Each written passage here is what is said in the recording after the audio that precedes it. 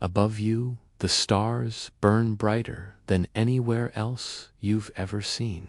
The desert has a way of stripping away the noise of the modern world, until what remains is silence pure, uninterrupted silence that hums like a presence of its own. This is Nevada's high desert, a place of wide horizons and long shadows. To the west, mountain ridges rise sharply against the sky, their outlines softened by moonlight. To the east, a vast stretch of land unrolls endlessly, pale under the glow of starlight. This is the kind of place where the imagination wanders easily, where the line between the ordinary and the extraordinary feels thinner than usual. Somewhere out here lies a dry lake bed called Groom Lake. By daylight, it appears unremarkable, a wide, flat basin of cracked earth. But in the darkness, its boundaries fade, and it becomes more like a blank page, waiting for stories to be written upon it. Few people ever see Groom Lake with their own eyes. For decades, it has been wrapped in secrecy, its borders carefully guarded, its purpose whispered about, but never fully explained. The desert around Groom Lake is not like other landscapes. The ground is scattered with saltbrush, hardy shrubs clinging to survival.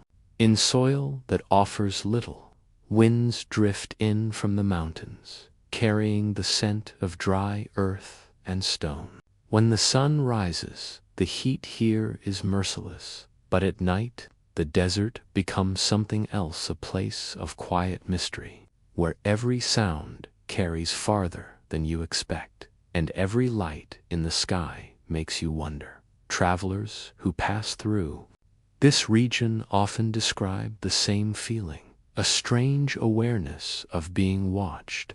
Perhaps it's the emptiness itself, stretching out in all directions. Or perhaps it's something else, something hidden just beyond reach.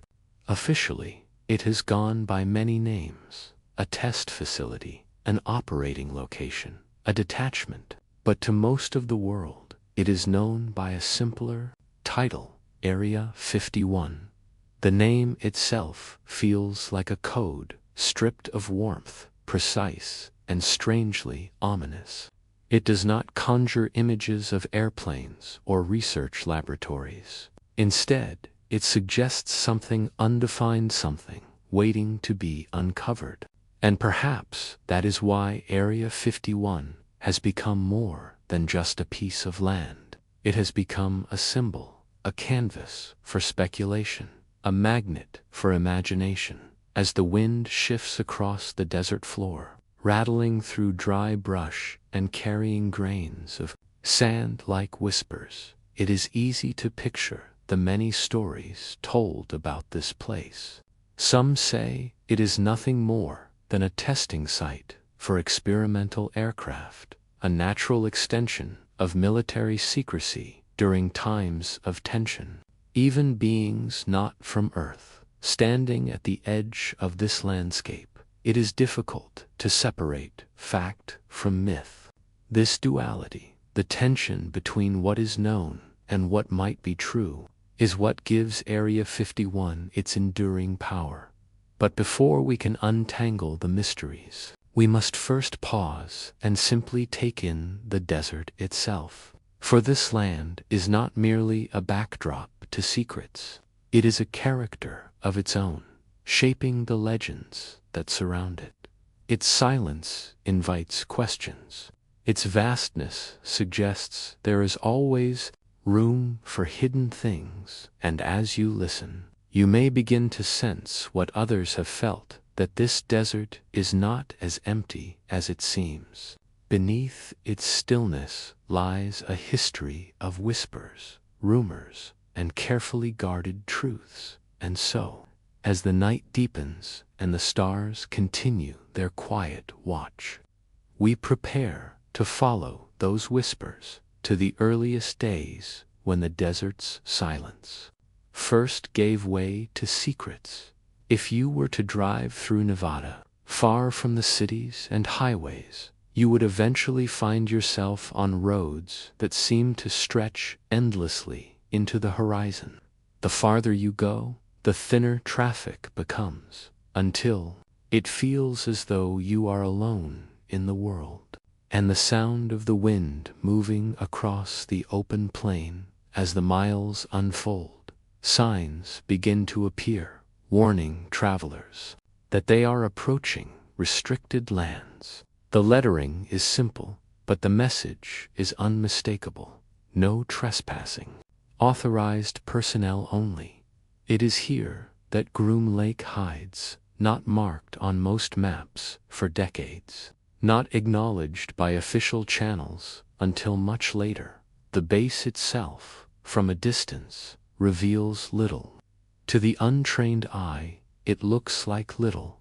But what makes this place different is not what can be seen, it is what cannot. Sensors, patrols, cameras, and silent, watchful eyes. Few locations in America carry this level of secrecy. And that secrecy itself is what draws so much attention. Imagine pausing on a dirt road at night, standing just outside the perimeter fence. The desert wind brushes past your ears, and every sound is amplified by the stillness. You might hear the distant thrum of an engine, low and steady, but never see its source. You might notice a faint light flickering against the horizon, not behaving quite like a star, not moving quite like an airplane. For those who have lingered near this land, the desert night becomes a stage where strange performances sometimes unfold. And yet, the strangeness of Area 51 is not only in the sky, is in the atmosphere of the place itself. Those who live in nearby towns describe a kind of weight, as though the land is infused with mystery. Conversations in diners and gas stations often circle back to the same subject. The locals speak carefully, half in jest and half in seriousness, about what, for them, Area 51 is not just a base. The flat expanse of Groom Lake provided an ideal natural runway. Its remoteness ensured that curious eyes would be kept far away. The mountains that encircle it offered a natural shield from outside view. In other words, it was the perfect place to hide something. But in hiding, something curious happened. By keeping the place concealed, by refusing to name it or acknowledge it, officials inadvertently gave birth to stories that would grow larger than anything they could control. The less people were told, the more their imaginations filled in the silence. And the desert, with its vast empty spaces and strange lights, offered fertile ground for imagination.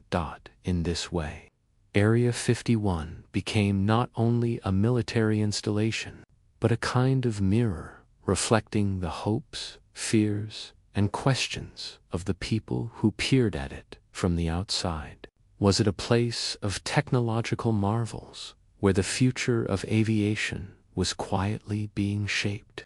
Or was it a vault of impossible secrets, where otherworldly crafts and beings were hidden from public view? The truth, for most, remained out of reach. But the desert has a way of keeping people curious. Once a question is planted in the mind here, it tends to linger. Perhaps it is the silence, or perhaps it is the way the stars seem closer, inviting people to wonder if something or someone might be watching from above. And so, over the years, the whispers began to grow. Travelers spoke of seeing unusual lights darting across the night sky. Locals recounted the presence of strangers who came and went quietly, working odd hours, never speaking of their duties.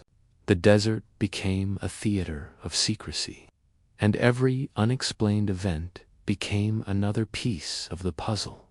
But the whispers of the desert would not remain only in the air around Groom Lake. They would soon take on a more defined shape, carried by rumors, documents, and quiet confessions. And with those whispers, the story of Area 51 would begin to spread beyond the desert itself. The desert at night can play tricks on the senses. A glimmer on the horizon might be nothing more than too erratic to be a plane, too fast to be a satellite. In most places, such a sight would be dismissed quickly, but near Groom Lake, every flicker of light carries weight, because here, the unknown is expected. Imagine standing on a ridge, looking down at the flat stretch of the lakebed. In the moonlight, the basin glows faintly, pale and featureless. You know that beyond the ridge, hidden from your view, there are structures, hangars, runways, towers, but from this distance, they blend into the desert, leaving you with only the sense of a hidden presence. You cannot see what is happening, but you know that something is, and in the silence, that knowledge is enough to stir the imagination. It is this combination of emptiness and secrecy that gives Area 51 its strange power. Unlike many military installations, which are marked clearly on maps and even occasionally visited by the public, this place was once entirely denied. For years, it officially did not exist. Pilots, workers, and officials spoke little of it, and when they did, their words were carefully chosen, often shrouded in layers of silence. The result was a landscape of both land and myth, one visible to the eye, and another constructed entirely in whispers. Local ranchers who grazed cattle near the restricted borders sometimes caught glimpses of unusual activity. Strange aircraft that appeared out of nowhere, glowing faintly against the darkened sky. Sounds unlike ordinary jets, low rumbles, sharp pulses, or, at times, nothing at all, as if something had passed overhead without disturbing the air. For them, the desert's silence was alive with secrets just beyond reach. Skeptics, of course, argued that there was nothing mysterious about it. They pointed out that the Cold War demanded hidden research. If you wanted to test a new kind of aircraft, you would do so far from the public eye. If you needed space to experiment, the desert provided it. To them, the rumors of extraterrestrial crafts were simply the natural result of secrecy colliding with imagination. People saw strange lights because they expected to see them. They invented mysteries because they lacked explanations. And yet, the desert does not easily let go of mystery. It is too quiet, too vast, too capable of holding secrets in its silence. When you walk across its floor at night, you can hear your own heartbeat in your ears. When the wind pauses, the stillness is so complete it feels unnatural, as if something is listening. In that silence, every rumor feels heavier, every story more possible. One cannot help but notice the symbolism of the place itself. Groom Lake, once filled with water long ago, is now dry, barren, a ghost of what it once was. To many, it feels like the perfect setting for hidden things, an empty lake, a hollow space, an absence waiting to be filled. It was in this environment, this combination of silence, secrecy, hikers who strayed too close found themselves suddenly watched, warned, and escorted back. Journalists who tried to ask questions were met with silence, their inquiries deflected. Every unanswered question added to the myth, and every myth added to the allure. And so, What began as a dry lake bed in Nevada slowly transformed into something much larger, a symbol of the unknown, a place where fact and fiction blurred until they were nearly indistinguishable. But to truly understand how Area 51 became this legend, we must look back to its earliest days, when the desert was first chosen, and when the whispers were just beginning. It is there, in the quiet years of the Cold War, that the story of Area 51's secrets truly begins. The desert's stillness has always been both its beauty and its mystery. When the sun rises, Groom Lake becomes a flat expanse of blinding white, its salt surface shimmering like water that isn't there. Heat waves ripple above the ground, distorting the horizon, making distant shapes appear to move. By nightfall, the heat fades, and the lake becomes an immense mirror of stars, reflecting the sky's silent brilliance. To those who stand at its edges, the place feels timeless. It is a land that existed long before secrets were built upon it, and it will remain long after.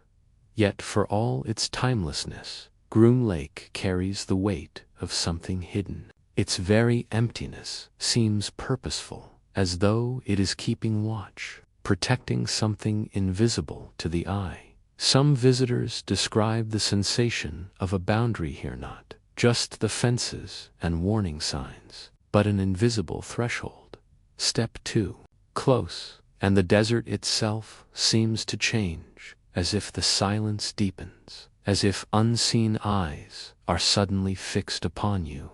This sense of being watched, this awareness of boundaries, is part of what makes Area 51 unlike any other place in the American desert. Stories born in places like this rarely fade.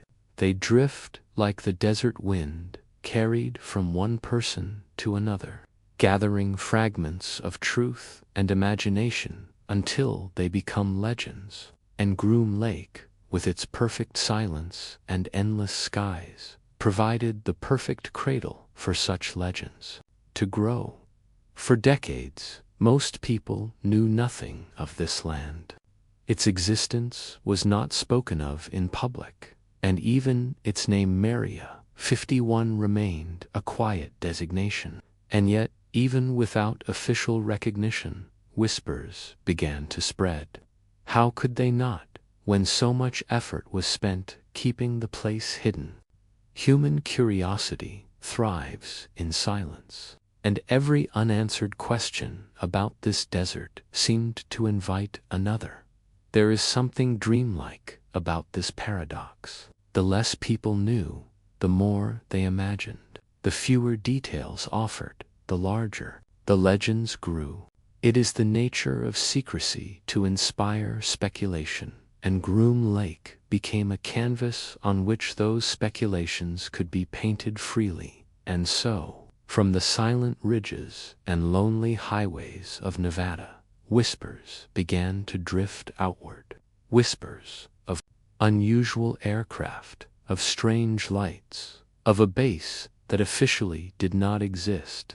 They spread from ranchers to travelers, from locals to journalists, from the desert to the wider world.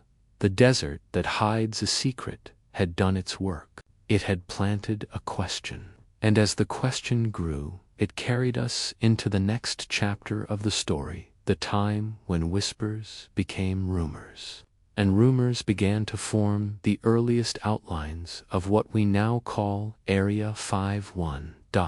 The 1950s, the world was tense, the Cold War humming quietly like an electric current in the background of daily life. The United States and the Soviet Union eyed each other warily, each side building weapons, gathering intelligence, pushing technology forward in a silent race.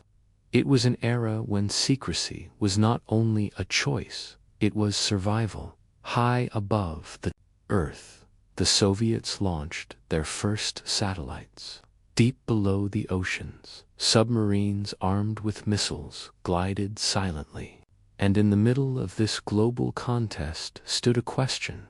How could one nation watch the other without being seen?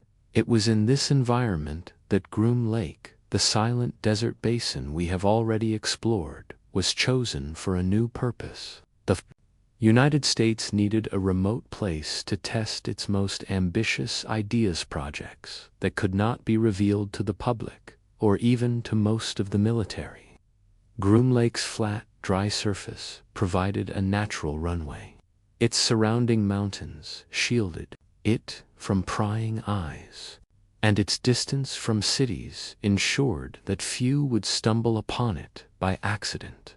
At first, the base was not called Area 51. It was known by code names: Paradise Ranch, Watertown, or simply the site. Workers were flown in on unmarked aircraft, often unaware of the full scope of what they were building or testing, and even families of those employed there knew little more than that their loved ones worked somewhere in Nevada. The earliest projects were tied to aircraft that now feel almost legendary, carrying cameras that could photograph entire cities from the stratosphere. To the outside world, rumors began when unusual contrails appeared in the skies over Nevajets, flying higher and longer than any commercial plane could. Locals noticed strange streaks across the blue, vanishing into the desert, and they asked questions for which no answers came. Those streaks of white vapor may have been simple evidence of advanced aircraft, but to those on the ground, they hinted at something more mysterious. What kind of machine could fly so high, so silently, then vanish into a base that was not on any map? The government offered little explanation. Reporters who asked questions were deflected. Pilots spoke cautiously, their stories clipped short by classification. This silence gave birth to the first whispers that something unusual was happening at Groom Lake. Some believed it was simply part of the Cold War new generation of spy planes tested in secret. Others, noticing lights that moved unlike ordinary jets, began to wonder if the explanation reached beyond earthly technology. After all, the late 1940s had already introduced the world to the word flying saucer, following the famous Roswell incident. With the memory of those headlines still fresh, many found it easy to link Groom Lake's mysteries with the possibility of extraterrestrial craft. Yet, through it all, one detail stood out: secrecy itself. The tighter the silence around Groom Lake, the louder the whispers became. And in that silence, a legend began to take shape, a legend that would grow larger with every passing year, carried not just by aircraft and contrails, but by the people who claimed to have seen what no one else was meant to see. By the mid-1950s, Groom Lake was no longer just a barren stretch of desert. Hangars had risen on its flat expanse, runways had been carved into the lakebed, and security checkpoints now marked the surrounding dirt roads. What began as nothing more than an empty basin had quietly transformed into one of the most secretive testing grounds in the world. The first true project to shape the whispers was the U-2 reconnaissance aircraft. At the time, the Cold War had reached a critical. The U-2 was a strange-looking machine, with wings stretching almost like a glider and a thin fuselage. It was designed to fly higher than any enemy fighter could reach, above 70,000 feet. To ordinary observers on the ground, it was unlike anything they had ever seen. When sunlight struck its silvery skin at dawn or dusk, the plane could appear luminous, glowing against the sky. And because it flew so high, its movement often seemed unnatural, silent, and otherworldly. For locals who occasionally glanced up at the desert skies, such sightings were startling. Airplanes were expected to move with noise, with contrails that drifted steadily. The U-2 often seemed to hang motionless, then glide in ways that ordinary planes did not, without explanation. It was easy to imagine that these were not human machines at all. Military officials, of course, had no interest in clarifying. The U-2 was among the most tightly guarded secrets of its time. To admit its existence would risk its purpose. And so the silence deepened. When pilots or locals filed reports of unidentified flying objects, long, thin crafts gleaming in twilight, those reports were quietly collected but rarely explained. In fact, many of the UFO sightings of the late 1950s can now be traced directly to the flights of the U-2. Yet, for those who saw them at the time, the experience could not be dismissed so easily. Imagine yourself standing on a lonely ranch, the desert stretching around you, when a gleaming object passes high above, silent, reflective, not moving like any aircraft, you know. You tell a neighbor, they tell another, and soon the story takes on a life of its own. In the absence of facts, the human mind fills the void with possibility. But Groom Lake did not stop with the U-2 soon. Even more advanced projects were brought to its hidden runways. The A-12 Oxcart, later developed into the famous SR-71 Blackbird, pushed speed and altitude even further. This sleek, black machine could travel at more than 3 times the speed of sound, leaving behind shock waves that rattled windows and startled anyone within miles. Its triangular shape, sharp edges, and black sheen made it look like something out of science fiction. For ranchers and travelers near the Nevada desert, these appearances added fuel to the fire. Strange shapes cutting across the sky, sudden bursts of speed, and glowing afterburners against the night horizon became unforgettable sights. Stories spread, each one adding a new layer of mystery. Some swore they had seen discs, others described triangles. Few could agree on the exact details, but they all agreed on one thing. The desert sky held machines they could not explain. Skeptics today remind us that all of this fits perfectly within the timeline of human technology. The Cold War demanded innovation, and Groom Lake became the crucible where those innovations were tested. From that perspective, there was no mystery-only progress hidden behind fences, and yet the perspective of those on the outside was different. They were not told of spy planes or secret projects. They only saw shapes that defied ordinary explanation. And because secrecy offered no answers, the first whispers of Area 51 grew louder, spreading beyond Nevada into the wider world. But if the skies above the desert stirred curiosity, it was the men and women who worked near Groom Lake who gave those whispers their first human voices, voices that would, in time, carry the legend even further. For those who worked at Groom Lake in those early years, life was marked by silence. Each morning, small groups of men boarded unmarked planes from Las Vegas. The flights carried no logos, no identifiers, only numbers stenciled on their sides.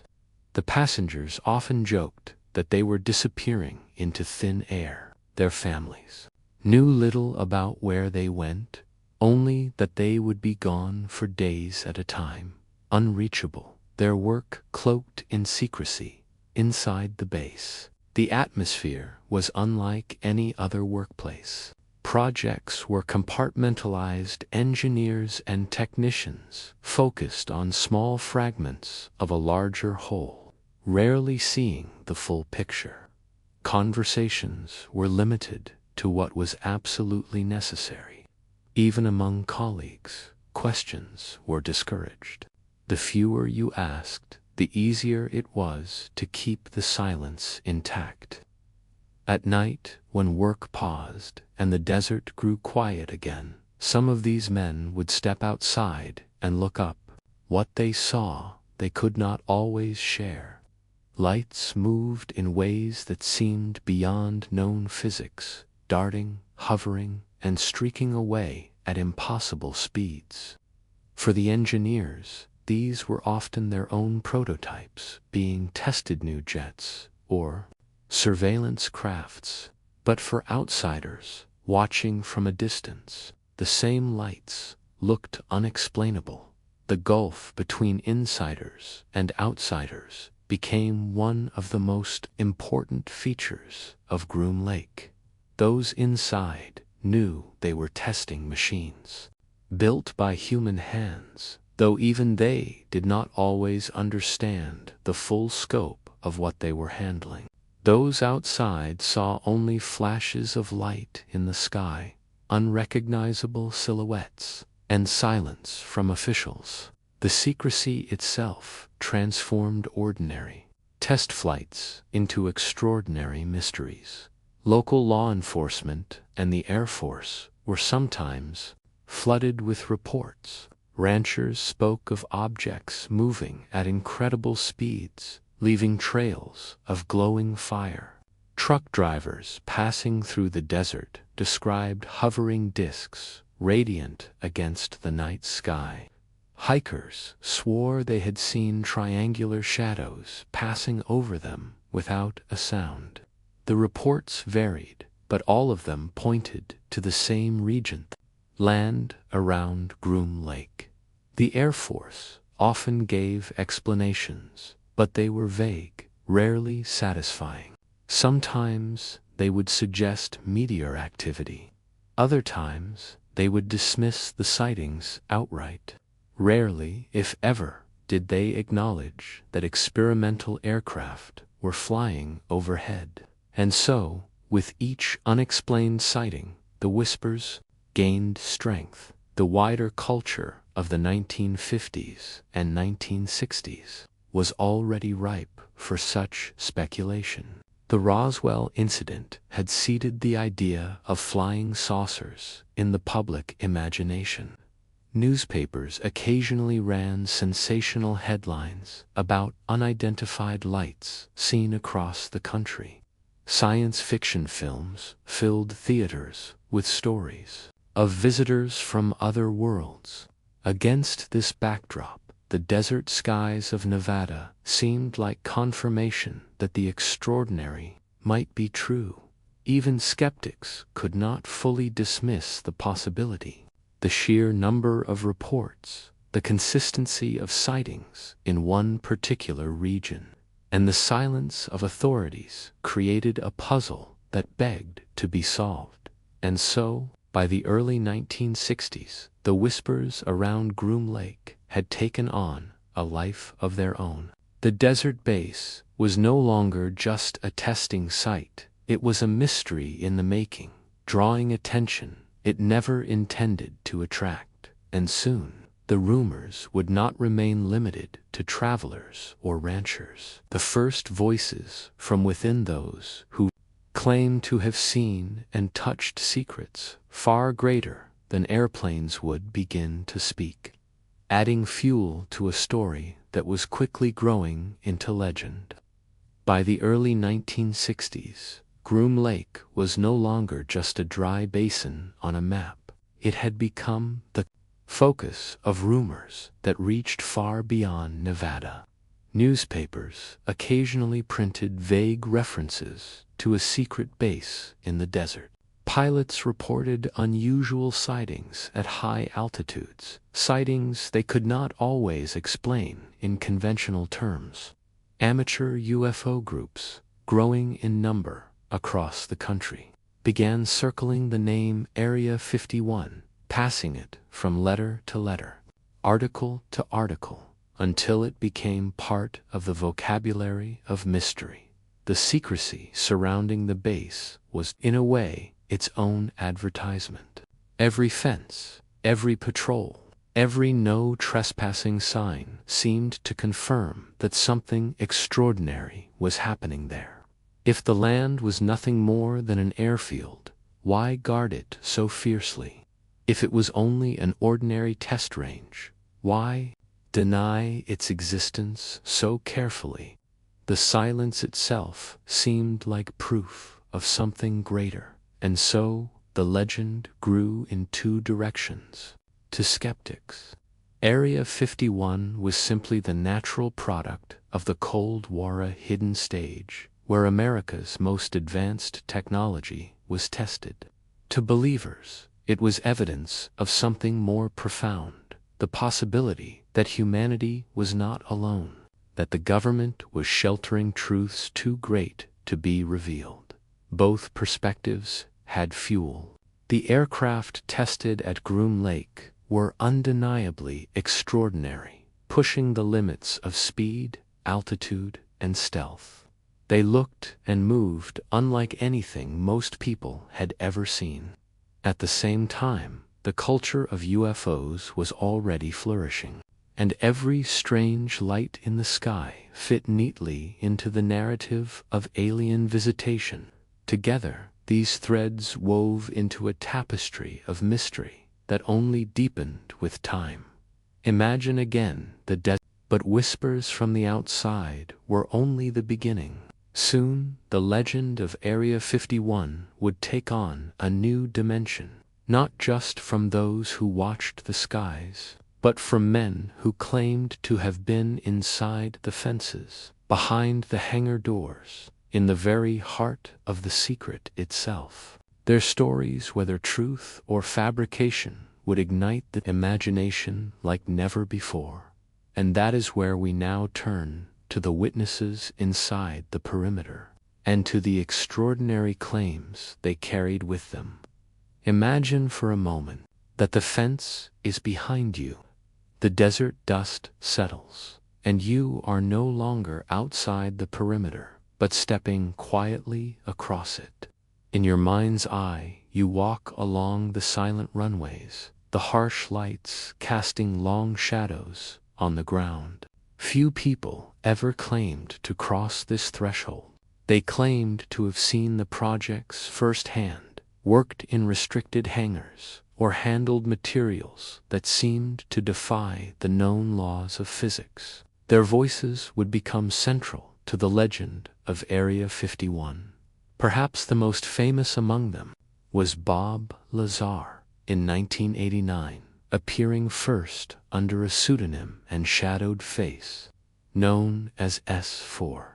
His story was told softly, with details that seemed both extraordinary and oddly specific.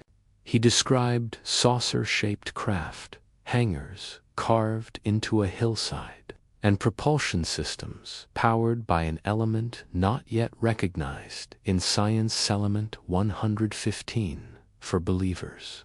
Lazar's words were electrifying. At last, someone was speaking from the inside, confirming what many had suspected. Here was a man with technical knowledge, speaking calmly, without sensationalism. The story fit perfectly into the growing lore of Area 51.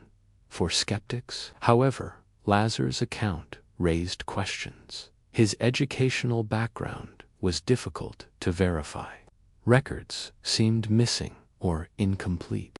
Some of his claims about physics and propulsion stretched credibility. Critics suggested he was either fabricating his story or perhaps recounting a mixture of truth and imagination. Yet whether one believed him or not, Lazar changed the conversation. Area 51 was no longer just a place where unusual aircraft might be tested. It was, in his telling, the very center of an interstellar mystery. His descriptions lingered in the imagination, the smooth metal of the craft, the way light seemed to bend around their form, the sense of technology not made by human hands. He spoke of 9 different saucers hidden within the facility, each with unique characteristics, as though collected like artifacts from across the galaxy.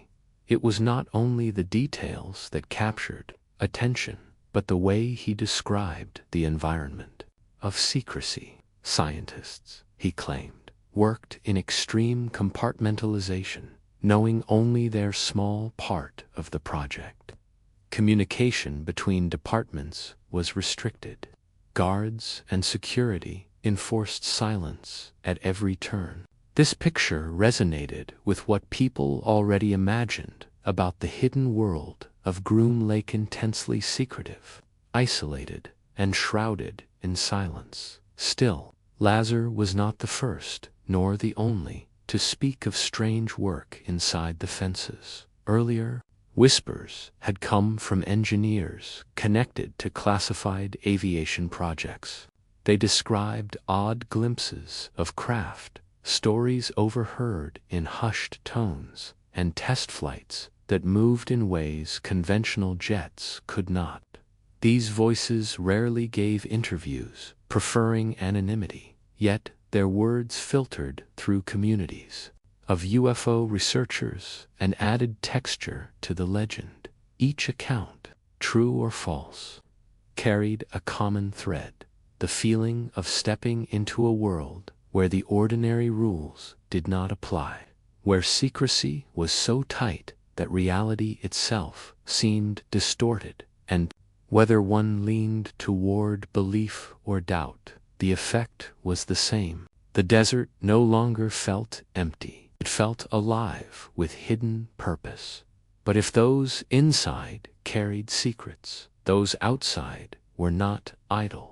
For even as insiders whispered of saucers and secret labs, watchful eyes beyond the fence line saw things of their own: lights, shapes, and movements in the desert night. When Bob Lazar spoke of his time at S4, his voice carried both calm confidence and an undertone of unease. He was not telling a story of distant lights, but of machines he claimed to have touched, studied, and even crawled beneath. To those listening, the details painted a picture almost too vivid to dismiss. He described the propulsion system of the craft as unlike anything in human science. Instead of rockets or engines, he said the saucers relied on a reactor fueled by a mysterious substance, element 115 at the time. No such element was officially recognized on the periodic table. Lazar claimed that small amounts of this element could generate a powerful gravitational field, bending space itself to allow the craft to move silently, effortlessly, and at speeds beyond imagination. To the casual listener, this sounded like pure science fiction. And yet, the way Lazar explained it had a certain technical elegance. How waves of gravity could be focused like beams, how the craft didn't push itself through the air but instead pulled space around it. For believers, the explanation fit neatly into reports of UFOs seen in the skies. Lazar's account seemed to bridge eyewitness testimony and physics, offering a mechanism where before there had only been mystery. Skeptics, of course, were quick to point out flaws.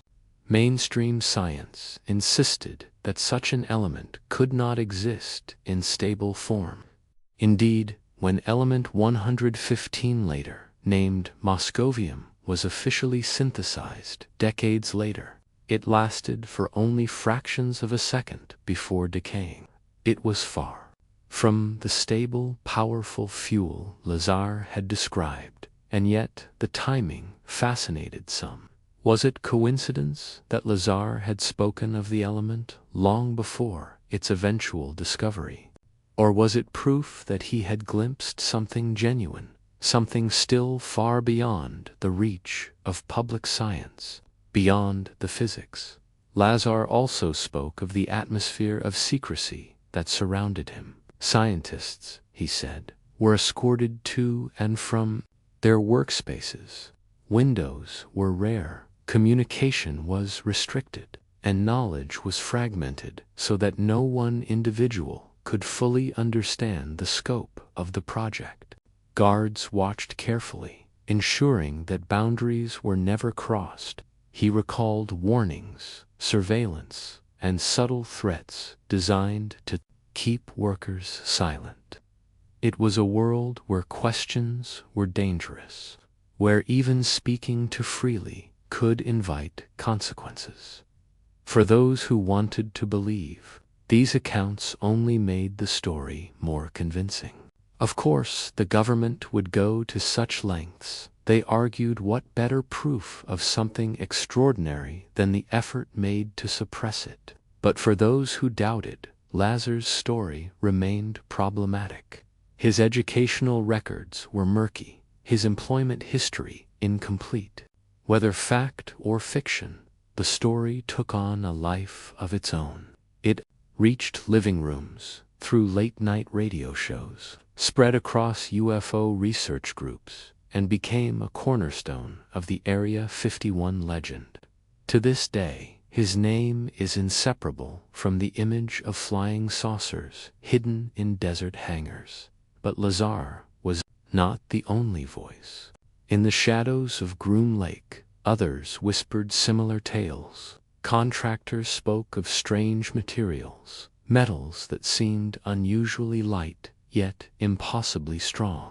Engineers recalled test flights that moved silently, almost weightlessly, across the sky. A few even claimed that recovered craft door fragments of them were stored and studied there. But the theme remained constant. Inside the fences, there were things beyond ordinary comprehension. And yet, for all the claims made by supposed insiders, the mystery did not stop there. For even as men like Lazar described what they saw within the walls, others standing far outside the perimeter were watching with their own eyes, capturing strange lights against the desert sky. While Bob Lazar's testimony is the most famous, he was far from the only voice to hint at extraordinary projects unfolding in the Nevada desert. Over the years, a patchwork of accounts, some whispered, some written, some shared in confidence, painted a picture of a facility where the boundaries of science and secrecy blurred into something larger than life. Some contractors, employed for brief stints on classified assignments, spoke afterward of odd experiences that lingered in memory. One recalled being handed materials that seemed unusually light, metallic yet almost feather-like, as if the substance resisted the weight expected of its form, as though memory itself was embedded in the metal. To skeptics, these could be explained as advanced composites or experimental alloys, exactly what one would expect at a site testing the cutting edge of aerospace technology. But to believers, the details resonated with long-standing rumors of materials recovered from crashes like Roswell. The whispers also extended to test flights. A handful of engineers, looking back years later, recalled craft that moved without sound, darting across the desert sky like shadows slipping through the air. Some insisted these were prototypes of human design, exotic but terrestrial. Others hinted at something stranger, describing shapes that matched too closely with saucers and disks for coincidence. What made these stories more compelling or more unsettling was the culture of compartmentalization inside the base. Each worker described knowing only a fragment, never the whole. A man might work on a single panel, a single circuit, without ever being told what it connected to. Another might analyze a material sample without learning its origin. This method ensured that even those who labored within the most secretive facility in the nation could never piece together the full truth. Such fragmentation, some argued, explained why no definitive whistleblower had ever revealed everything. No one person knew enough. The pieces were scattered, each locked away behind layers of clearance and silence. And yet, within those fragments, imagination filled the gaps. If one engineer handled metals that defied his understanding, if another saw a craft hover silently, if a third overheard hushed conversations about non-terrestrial projects, the mosaic began to take shape. Believers stitched these fragments into a narrative of alien technology under study. Skeptics saw only the normal functioning of secrecy, where myths thrive in the absence of context from time to time. Anonymous letters appeared in UFO magazines or were whispered to researchers, claiming to come from former employees. Some described underground tunnels running 4 miles beneath the desert. Others spoke of hidden hangars carved into mountainsides, their doors opening silently to release craft that glowed faintly against the night. Still others hinted at laboratories where scientists studied not just machines, but beings, though such claims remained the most controversial of all. It was in these accounts, shifting between the believable and the fantastic, that Area 51's legend grew stronger. If even one story held a kernel of truth, the implications were vast. If all were exaggeration, then the desert secrecy had nevertheless achieved something remarkable. It had created the perfect stage for the imagination of a nation, and for those lying awake at night, listening to the hum of their own thoughts. These stories fed a quiet wonder. Was someone, even now, stepping into a hidden hangar, brushing their hand against a machine not of this earth? Or was it all a mirage, born from the shadows of classified science? But while insiders spoke in fragments and whispers, they were not alone in their watch. Beyond the fences, on desert ridges and quiet highways, ordinary people lifted their eyes to the sky and saw their own strange wonders. To them, the mystery did not need inside knowledge, revealed itself in the silent movements above the desert night, the stories of insiders, whether whispered in confidence or broadcast to the world. All shared one quality: they blurred the line between the ordinary and the extraordinary. Some were technical and precise, describing alloys, reactors, and silent craft. Others were vague, fragmentary, colored by memory and imagination. Taken together, they created a chorus of half-secrets, echoes of something hidden in the desert. Silence to those inclined to believe. These voices offered the closest thing to revelation. They suggested that behind the fences, humanity was brushing against truths far greater than its self-truths that might reshape our understanding of the universe. To skeptics, however, the same voices revealed only the power of secrecy itself. In a place where information was sliced into compartments, where records were classified, and where silence was enforced, myths were inevitable. And perhaps that was the most haunting part of all, the realization that in the shadow of Groom Lake, no one, not even those who worked there, could claim to see the whole picture. Each man and woman carried only a fragment, a single brushstroke of a painting too vast to comprehend. Imagine, for a moment, one of those workers returning home after a long shift. The desert air still clings to their clothes, the memory of strange shapes or unusual materials weighing on their mind. They cannot speak of it to their family. They cannot share it with their friends. The silence becomes its own burden, a secret that lingers in every quiet moment. And in that silence, mystery grows. Yet even as these insiders carried their fragments of the puzzle, the desert itself seemed unwilling to stay quiet. For while those within the fences struggled under the weight of secrecy, those outside were lifting their eyes to the night sky, and what they claimed to see was no less strange glowing lights, darting shadows, movements that defied explanation. Some of these witnesses were ranchers tending their land.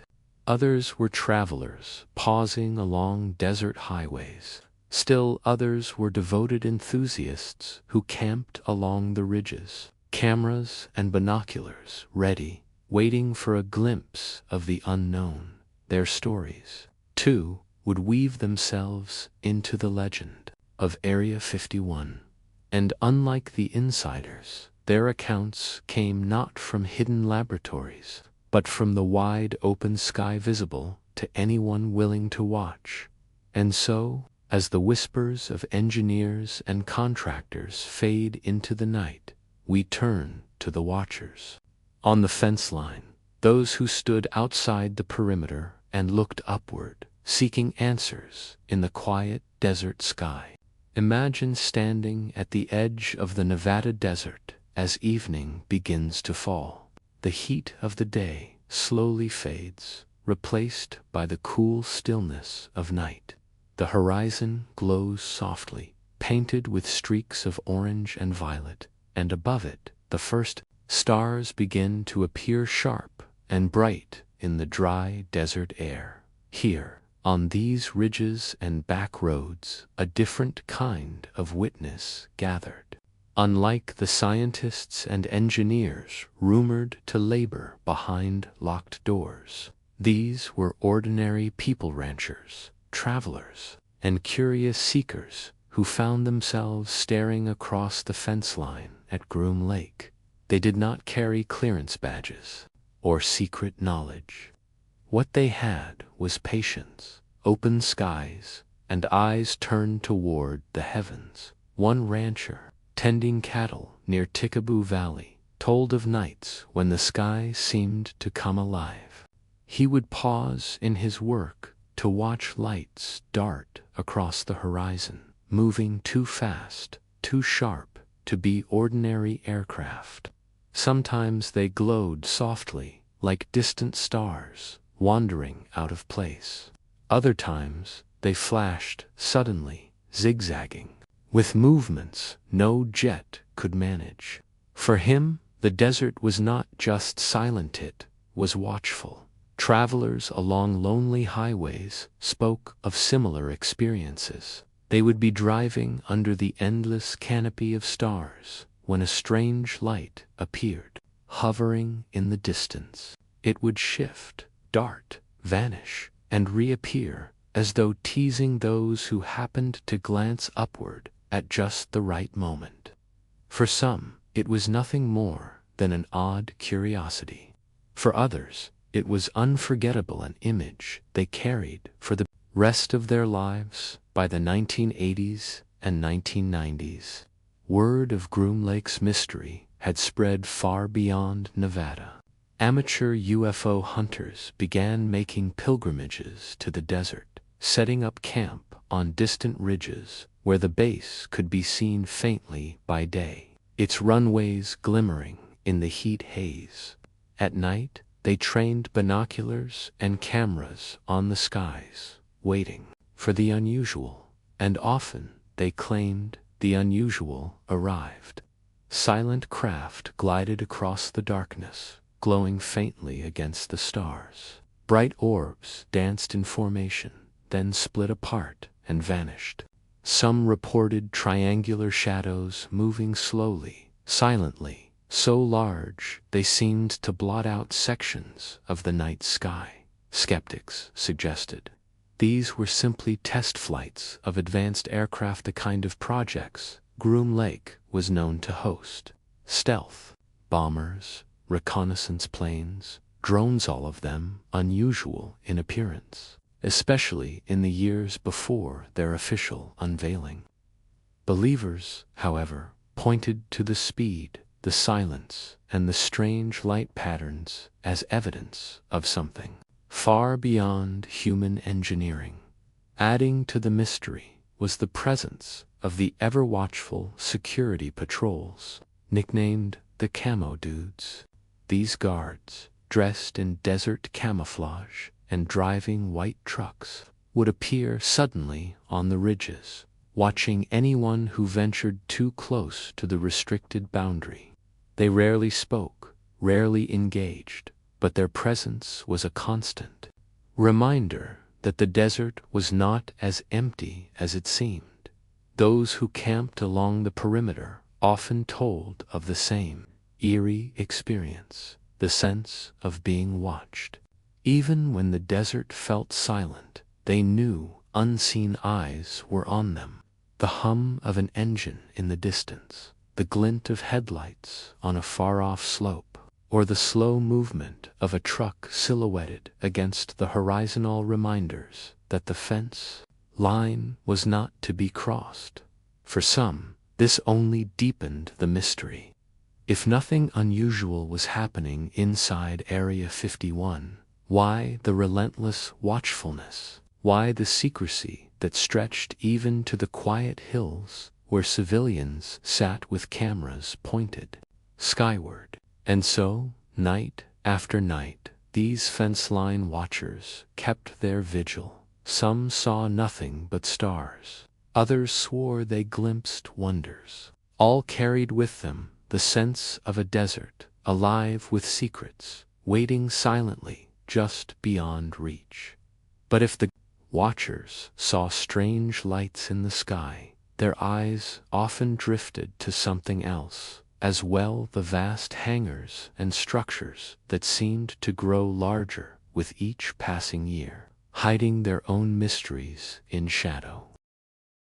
On the high ridges overlooking Groom Lake, campers often spoke of a strange rhythm to the nights.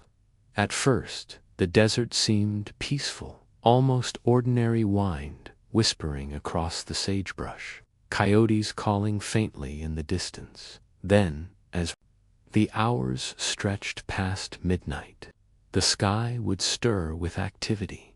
One group of enthusiasts, who made regular pilgrimages to Tikaboo Peak, the closest legal vantage point of the base, described how they would sit in silence for hours, their eyes fixed on the horizon.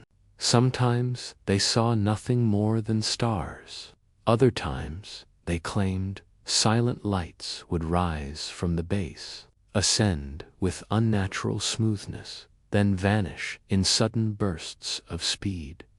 Their journals read like half-dreams, filled with sketches of glowing discs and triangular silhouettes, each sketch different, yet each pointing toward the same impression. Movements that did not behave like conventional aircraft, but the act of watching was never without risk. The Camo Dudes, the shadowy security patrols, seemed to appear from nowhere, their white pickup trucks crawling slowly along the desert ridges.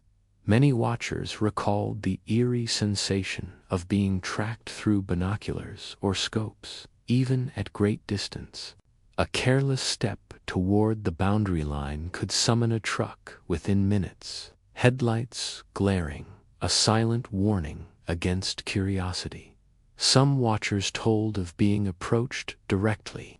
A truck would stop nearby, a guard stepping out to remind them, in clipped words, that they were on the edge of restricted territory.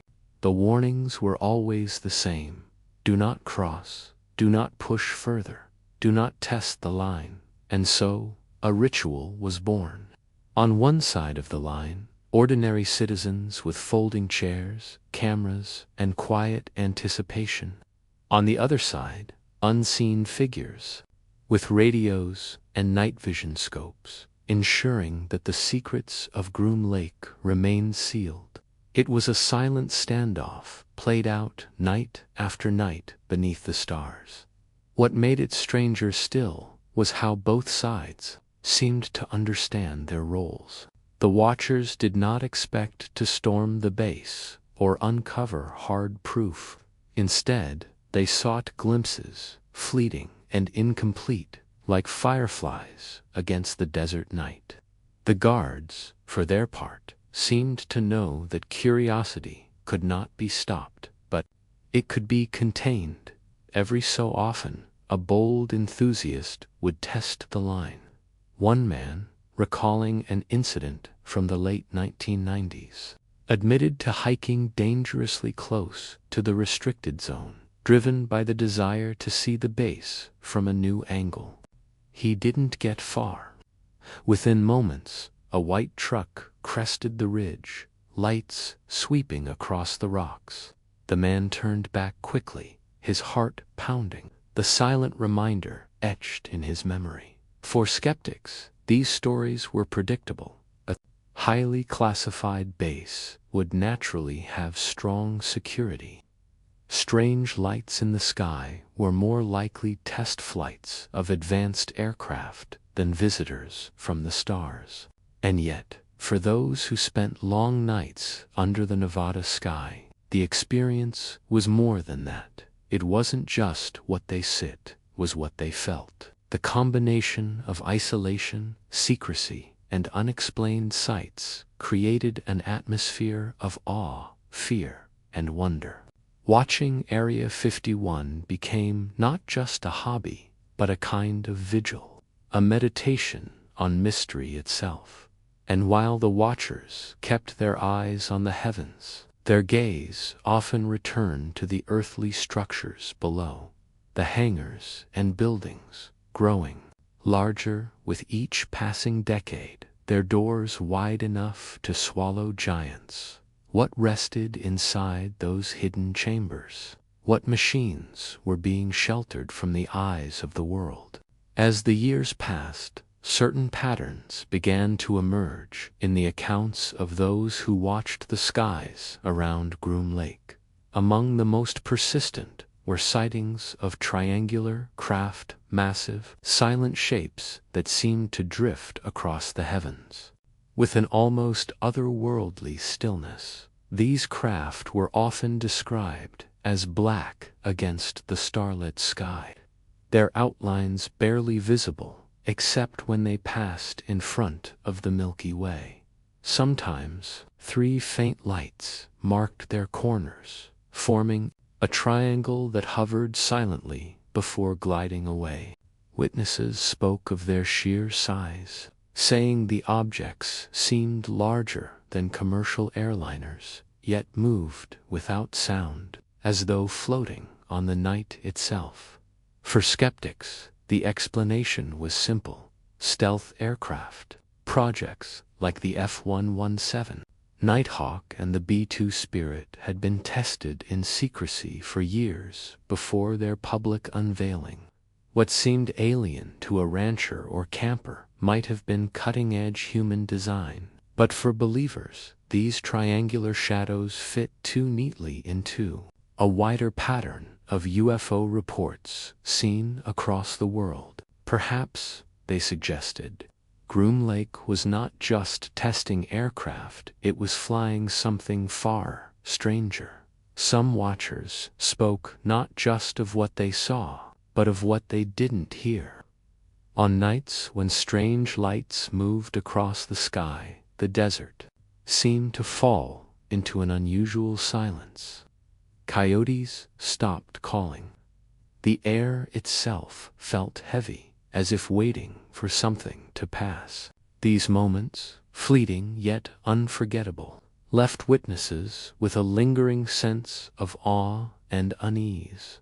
Others told of sudden bursts of light objects that seemed to accelerate instantly, darting across the horizon and vanishing in seconds. To a tired eye, they might have been meteors. Yet those who saw them swore the movements were deliberate, the paths controlled. Every story added a new layer to the legend.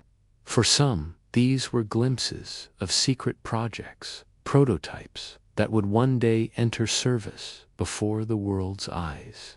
For others, they were confirmations of something more, machines that did not belong to Earth, tested in the quiet skies above Nevada, and through it all, the hangars loomed large in the imagination. From distant ridges, observers could see their faint outlines by day, vast white structures standing stark against the desert floor. At night, they seemed to glow faintly, their outlines bathed in security lights. The scale of them suggested capacity far greater than any ordinary aircraft required. Speculation grew that beneath the desert surface, tunnels and underground chambers extended for miles. Some enthusiasts insisted that entire mountainsides concealed hidden doors, ready to open silently when night flights began. Others claimed that satellite images hinted at runways stretching into the ground, vanishing beneath sand and stone. To the casual visitor, such ideas seemed wild. But to those who had spent long nights under the stars, watching lights that danced against reason, the possibility felt strangely plausible. Likewise, the sense that Groom Lake was alive with activity hidden from the world, whether human or alien, ordinary or extraordinary. Something was moving out there in the night, and those who watched could only wonder.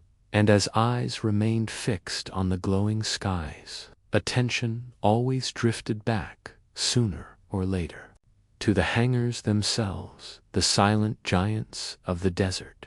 Their doors closed to the world. What lay inside them became the next chapter of the mystery. Over the decades, the fence line watchers became a quiet, persistent presence in the desert. Night after night, they returned to their ridges and highways, folding chairs set, cameras ready, binoculars trained on the horizon. Some came out of curiosity, others out of devotion to uncovering the truth. All were united by one experience. The desert had a life of its own, and Area 51 was at its heart. They saw lights that hovered, streaked, and vanished, shapes that glided like shadows, silent against the Milky Way. Some even reported fleeting glimpses of objects landing or taking off from hangars, though such moments were brief and rare. Each sighting became a memory, a story shared with fellow enthusiasts, sometimes published in magazines, sometimes whispered in local towns, and always the camo dudes watched. Security vehicles prowled the ridges, lights sweeping silently over the desert. Their presence was constant but unobtrusive, a shadowy reminder that the watchers were not alone. For some, it added tension. For others, it became part of the ritual, a rhythm of vigilance against the unknown. Even when nothing happened, imagine standing on the desert floor, the air still and warm against your skin, the horizon stretching endlessly in every direction. In the distance, massive hangars rise like silent giants, their shapes stark against the fading light. Their doors are enormous, sliding slowly into shadow, and behind them, the secrets of Groom Lake are said to await. These hangars have long captured the imagination of both watchers and insiders. From afar, they appear unremarkable, steel and concrete, functional, built to shelter aircraft from the elements. but their sheer size and isolation hint at more. They are not ordinary buildings. They are fortresses of secrecy, constructed to hold what cannot be revealed. Some describe the hangars as simple storage for experimental jets, stealth bombers, or reconnaissance planes. For skeptics, this explanation is sufficient. The Cold War demanded innovation, and these massive structures allowed engineers to test prototypes in privacy. The secrecy, then, was merely a matter of national security. For others, however, the scale of the hangars suggests something extraordinary. Witnesses claim that some are large enough to house craft of unknown origin, vehicles that seem to defy the limits of physics. Even the terrain surrounding them is meticulously designed, with hills and berms shielding the structures from view, creating shadows where the imagination can wander freely inside. According to various accounts, the hangars extend far beyond what can be seen from the outside. Some insiders hinted at underground tunnels stretching for miles, connecting one structure to another, a labyrinth designed to hide both people and machines. Security is tight, layered, and almost theatrical in its intensity. Cameras, sensors, guards, and checkpoints ensure that even a single misstep outside protocol could have consequences for watchers outside. The hangars remain largely unseen, their interiors forever cloaked in shadow. Yet glimpses from far-off ridges fuel speculation. At dusk, lights sometimes glow softly from beneath doors, flickering as though illuminating objects within. Rumors tell of craft moving silently, raised or lowered by massive cranes, or tucked away on hidden platforms. Even the slight hum of electricity, carried faintly on the desert air, becomes a tantalizing clue. The scale of these structures, both above and below ground, feeds the imagination. Could ordinary aircraft occupy such vast spaces, or do these hangars house something else entirely? Some claim to have seen strange shapes carried in and out at night, wrapped in tarps, their outlines hinting at something not of this world. Others report vehicles emerging at impossible speeds, gliding across the runways in ways no human pilot could manage. And still, the desert keeps its secrets. Even when viewed from the safety of a ridge, the hangars seem almost alive, silent, patient, waiting for the world to turn its gaze elsewhere. The emptiness around them, the isolation, the soft hum of the nighthawk combine to create a sense that something extraordinary exists just beyond reach. But if the hangars held wonders inside, what might one find beyond their steel doors? Inside, rumors suggest technology both human and perhaps alien awaits an unseen world of research, experimentation, and possibilities beyond imagination.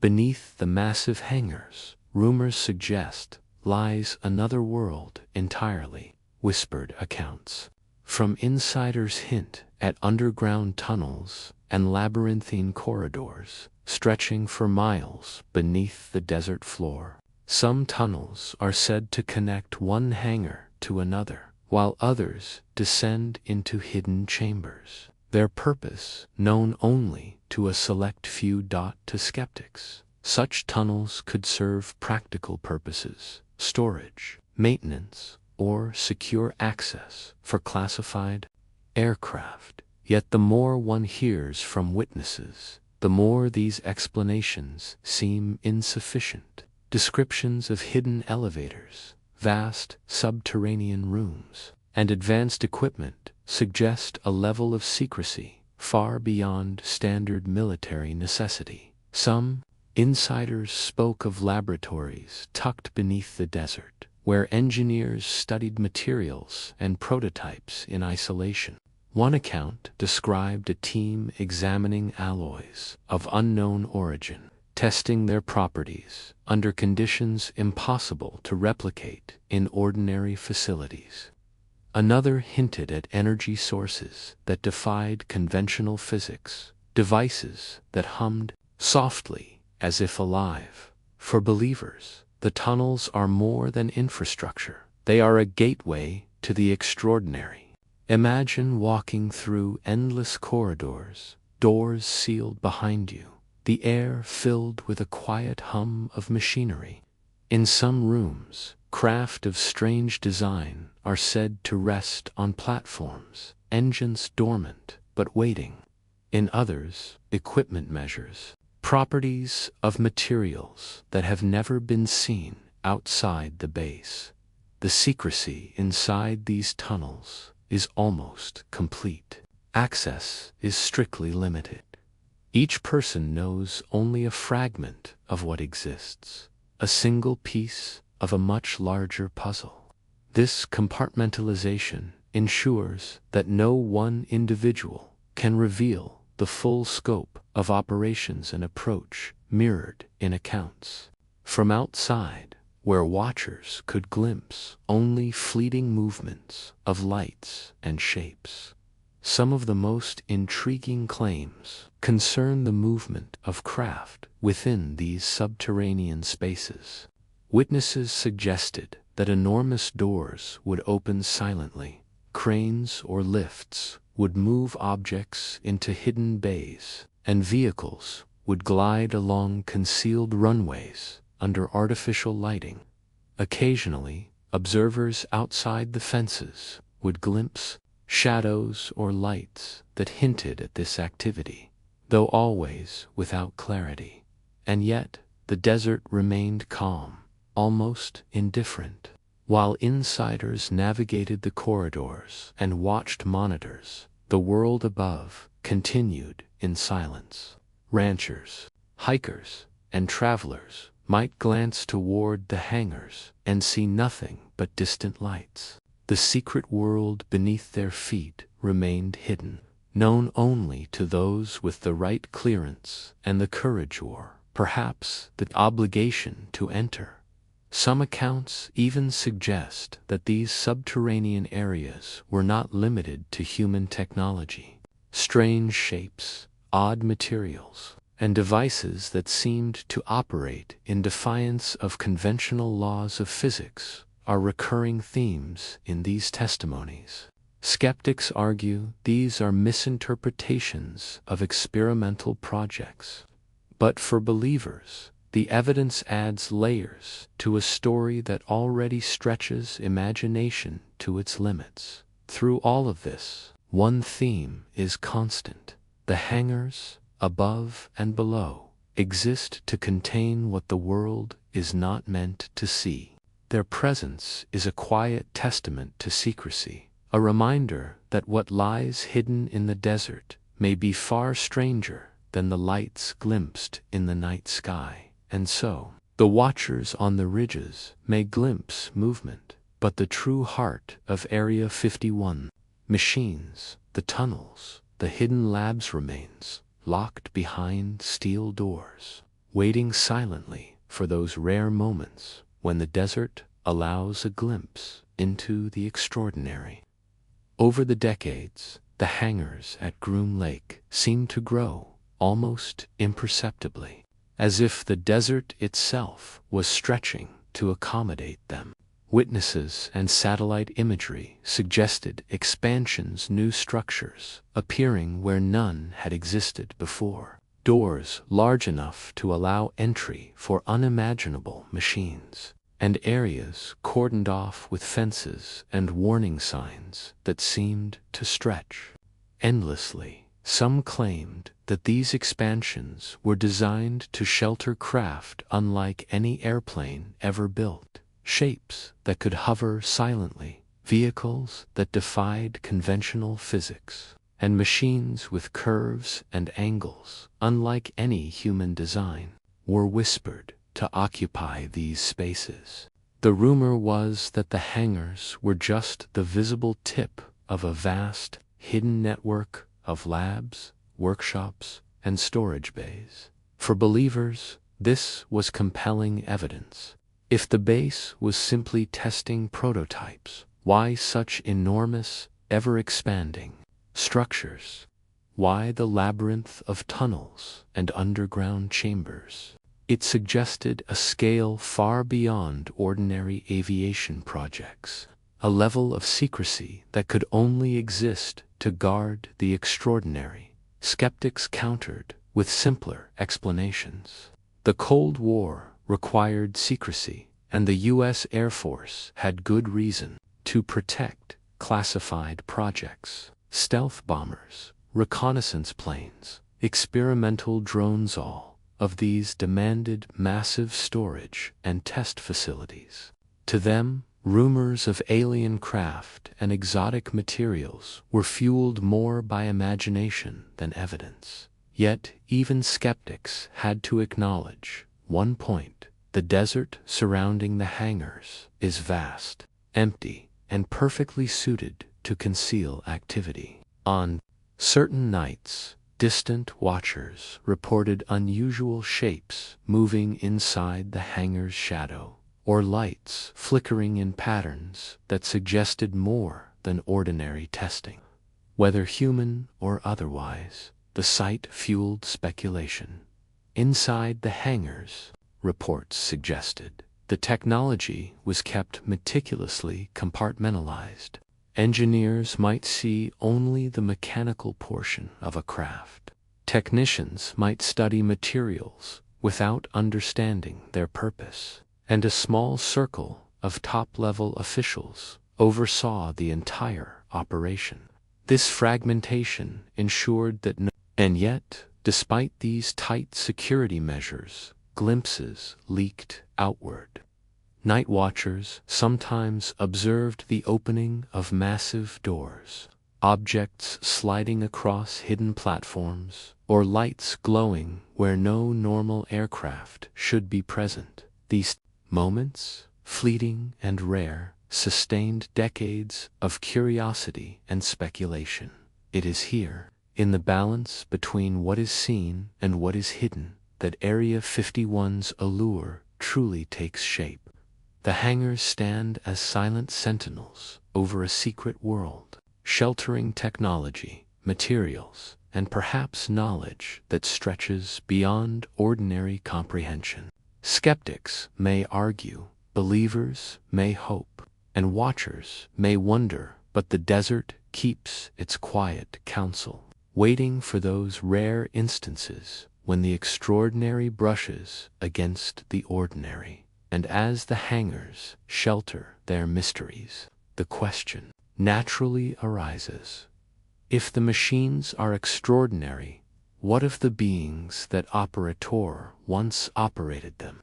What stories might be hidden beyond the steel doors and underground chambers, waiting to be revealed? Even as the hangars stretch across the desert, their vast interiors concealed behind steel walls, the mind cannot help but wonder what might be resting on the platforms inside. What machines, experiments, or devices have been kept from the world's view? Some insiders whispered of craft so advanced that even conventional understanding of physics seemed inadequate. Others described equipment designed to probe materials or energy sources beyond human comprehension. The level of secrecy, paired with the isolation of the desert, suggested that what occurred here was not meant to be seen by the outside world. For watchers on the ridges, the hangars were a canvas for imagination. Flickers of light, sudden shadows, the hum of distant activity all hinted at operations beyond comprehension. Every faint glow behind a massive door became a story waiting to be told, a puzzle fragment that sparked curiosity and wonder. Skeptics cautioned that these were natural effects of secrecy. Vast buildings, experimental aircraft, and security measures. That amplified perception. But believers noted the uncanny precision of movements, the repeated reports of objects moving against normal expectations, and the isolation that ensured few, if any. Most striking aspect of the hangars is their patience. Unlike the frenetic activity of a typical facility, these structures seem to hold their secrets calmly, waiting for the right moment or the right observer to glimpse even the smallest fragment of what lies within. The desert around them amplifies the silence, each ridge and sand dune echoing the quiet hum of mystery. The idea of compartmentalized operations extends here as well. Each worker, each observer within the hangars knows only a fragment. Together, these fragments hint at something extraordinary. Alone, they remain isolated, incomplete, and inconclusive. The doors are closed. The machines wait, silent and still, as if aware of the world above, but choosing to remain unseen. And so, the story of the hidden hangars is not merely one of steel and concrete. It is a story of possibility, secrecy, and wonder, a place where technology, human ingenuity, and perhaps something beyond human comprehension converge. The hangars shelter their mysteries, the desert holds its quiet, and the watchers above gaze in anticipation, knowing that some truths may never fully emerge. And as the mind turns from these enormous, silent structures, the natural next question emerges. If the machines themselves are remarkable, what of their design, their origin, and the possibility that human minds are studying technology not of this earth? It is here that we enter the realm of reverse engineering, the next chapter in the quiet, unfolding story of Area 51. Imagine standing quietly in a shadowed hangar, the desert night pressing softly against the walls outside. Inside, machines rest on platforms, their surfaces gleaming under muted lights. Wires, circuits, and panels await careful examination. This is the world of reverse engineering, a place where human minds attempt to unravel mysteries that may not be of this earth. Concept of reverse engineering at Groom Lake has fascinated observers and insiders alike. According to numerous accounts, craft recovered from crashes or possibly obtained through other unknown means were brought to the base to be studied piece by piece. Every panel, every wire, every unusual material was examined for its function, its composition, and its potential. Bob Lazar and others hinted at the extraordinary nature of this work. If the machines relied on gravitational propulsion or exotic energy sources, then understanding them required far more than conventional aerospace knowledge. Scientists and engineers would have to rethink fundamental principles, exploring theories that stretch beyond human physics. Skeptics maintain that claims of alien technology are exaggerated. To them, reverse engineering is nothing more than the study of cutting-edge human prototypes. Stealth bombers, drones, and experimental aircraft would require careful analysis to refine design, optimize performance, and uncover flaws. The secrecy surrounding these projects, they argue, naturally inflates speculation and myth. Yet believers point to the strangeness of reported materials and movements. Alloys that resist weight yet remain flexible, energy sources that hum with an unusual resonance, and designs that seem almost organical suggest technology that could not have originated from known engineering practices. Some insiders claimed that entire teams were dedicated solely to understanding propulsion systems that defied ventional explanation. The work was highly compartmentalized. No single individual was allowed to know the full scope of a project. One team might analyze the craft's structure, another the energy systems, and a third the electronics, each segment locked behind layers of clearance and secrecy. This method ensured that even those directly handling the machines could not reconstruct the complete picture. Observers outside the base, the fence-line watchers, would sometimes see the results without realizing it. Craft or lights moving unusually in the night sky might reflect the testing of newly studied systems. To those who watched from a distance, the connection between what happened inside the hangars and what appeared above the desert often seemed seamless. Some insider accounts even hint at trial flights. Once components were understood, small, controlled tests could be conducted under the cover of night, away from civilian eyes. These flights, short and precise, allowed engineers to gather data without revealing the secrets of the machines. Witnesses outside occasionally glimpsed these movements, fueling speculation and legend alike. And so, inside the hangars, human minds wrestle with the extraordinary, teasing apart components and systems, while outside, eyes search the skies, wondering what the future might hold for technology that seems almost alive. Inside the hangars, the work of reverse engineering was said to push the boundaries of human knowledge. Engineers reportedly studied propulsion systems that appeared to manipulate gravity itself, then steel and circuitry that glowed faintly under conditions no conventional device required.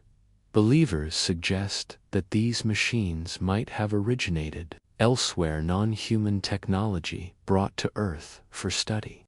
The aim, they say, was to uncover the principles behind the craft, how they moved without conventional fuel, how they could accelerate at impossible speeds, and how they maneuvered silently across the sky.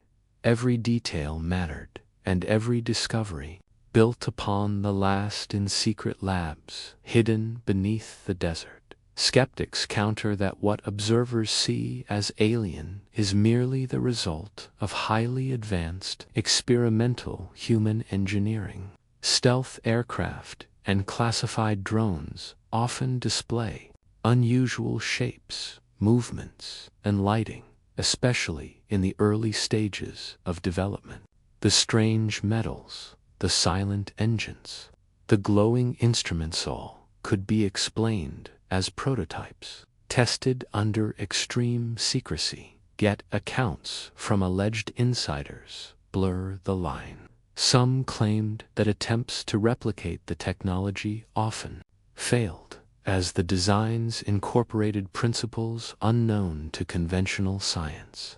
Certain propulsion systems, in particular, seemed to challenge gravity itself, generating lift and acceleration in ways that confounded even the most experienced engineers. To manage the complexity, work inside Area 51 was compartmentalized to an extreme degree. One engineer might handle the structure of a craft, another its energy source, and a third the control systems. No individual could see the complete design. This approach served a dual purpose: security and plausibility. By preventing anyone from knowing everything, secrecy was maintained, and the legend of the extraordinary technology continued to grow.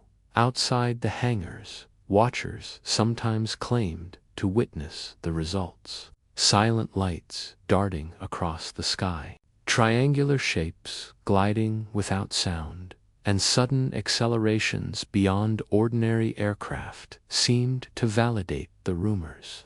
Some sightings even corresponded with reports of vehicles emerging from the hangars in the dead of night, moving with precision and control.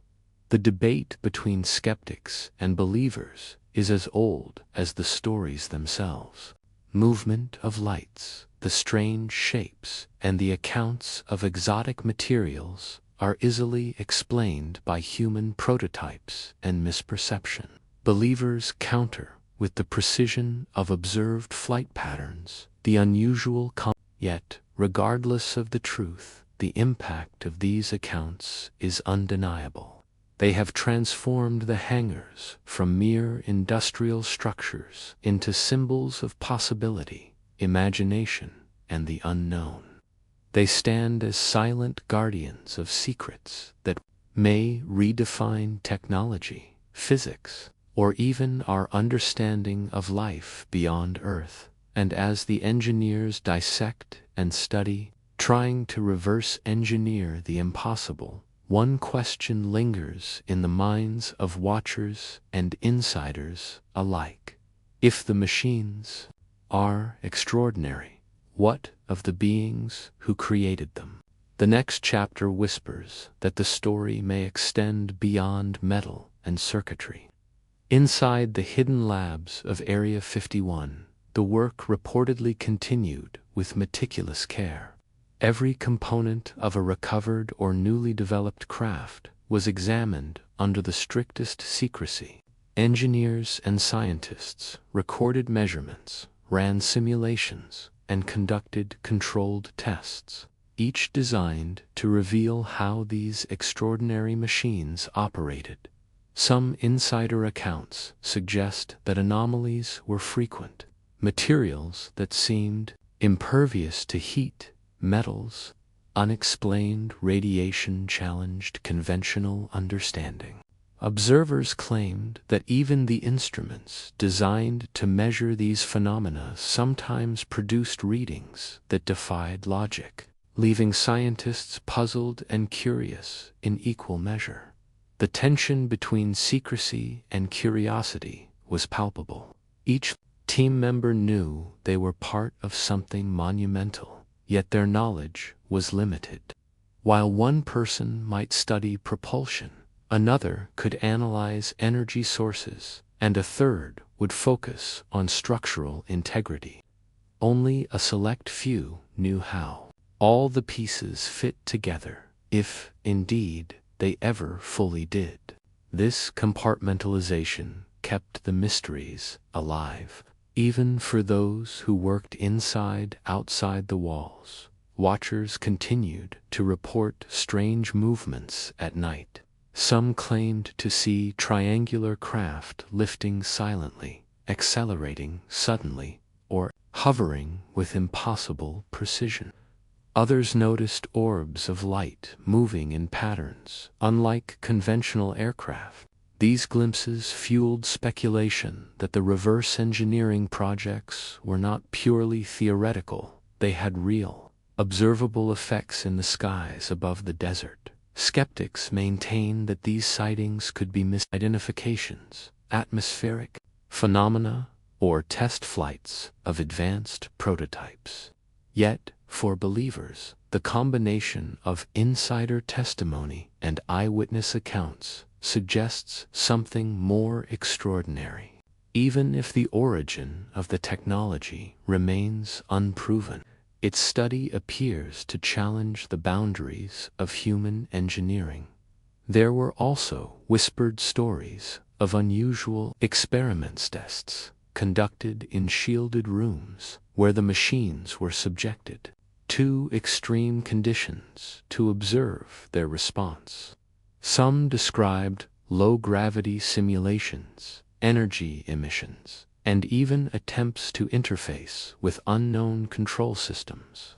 Each experiment, no matter how small, hinted at a technology far beyond ordinary comprehension.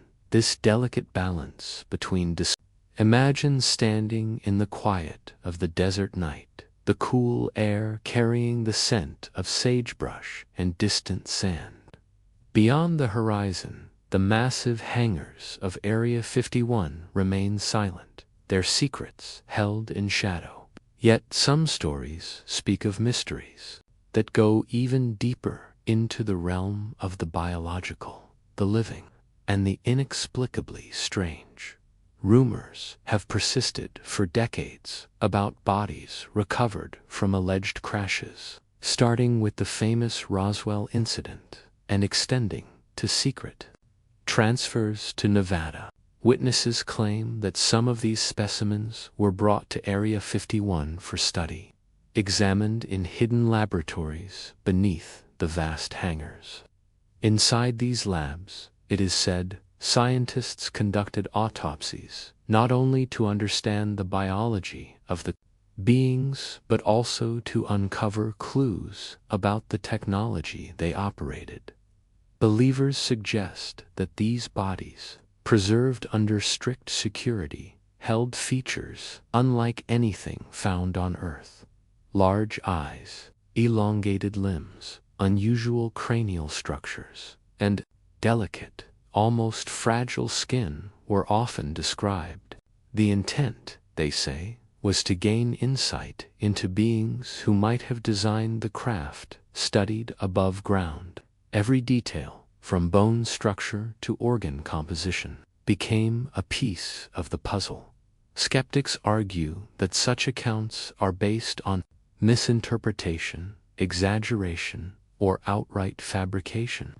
They point to classified human research projects, test dummies, or simply the power of rumor in fueling imagination.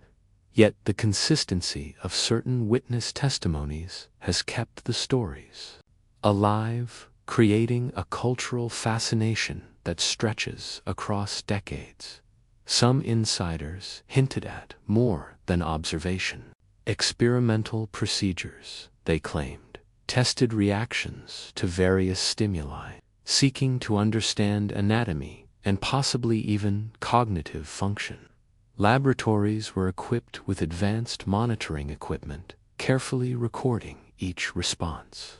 The goal, according to these accounts, was not malevolence, but understanding, an attempt to learn from beings whose existence challenged every assumption about life, even outside the labs.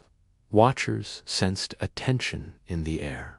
The desert, so vast and still, seemed to hold its breath. The hum of distant machinery, the occasional flicker of lights in hangars, and the ever-present patrols reminded observers that something unusual, something significant, lay beyond the visible world. As night fell, questions formed naturally in the minds of those who speculated about these stories. Could these beings truly exist? Were they visitors from another world, caught in an accident and studied in secret?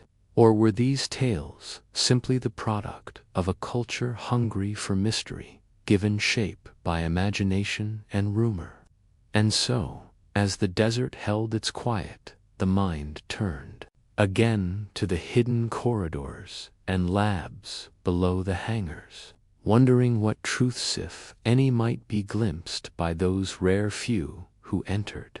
The story of biological evidence at Area 51 is one that blends fear, curiosity, and wonder, leaving the boundary between fact and legend intentionally blurred. Some of the most persistent stories about Area 51 involve alleged encounters with bodies recovered from crashes or transported from other sites.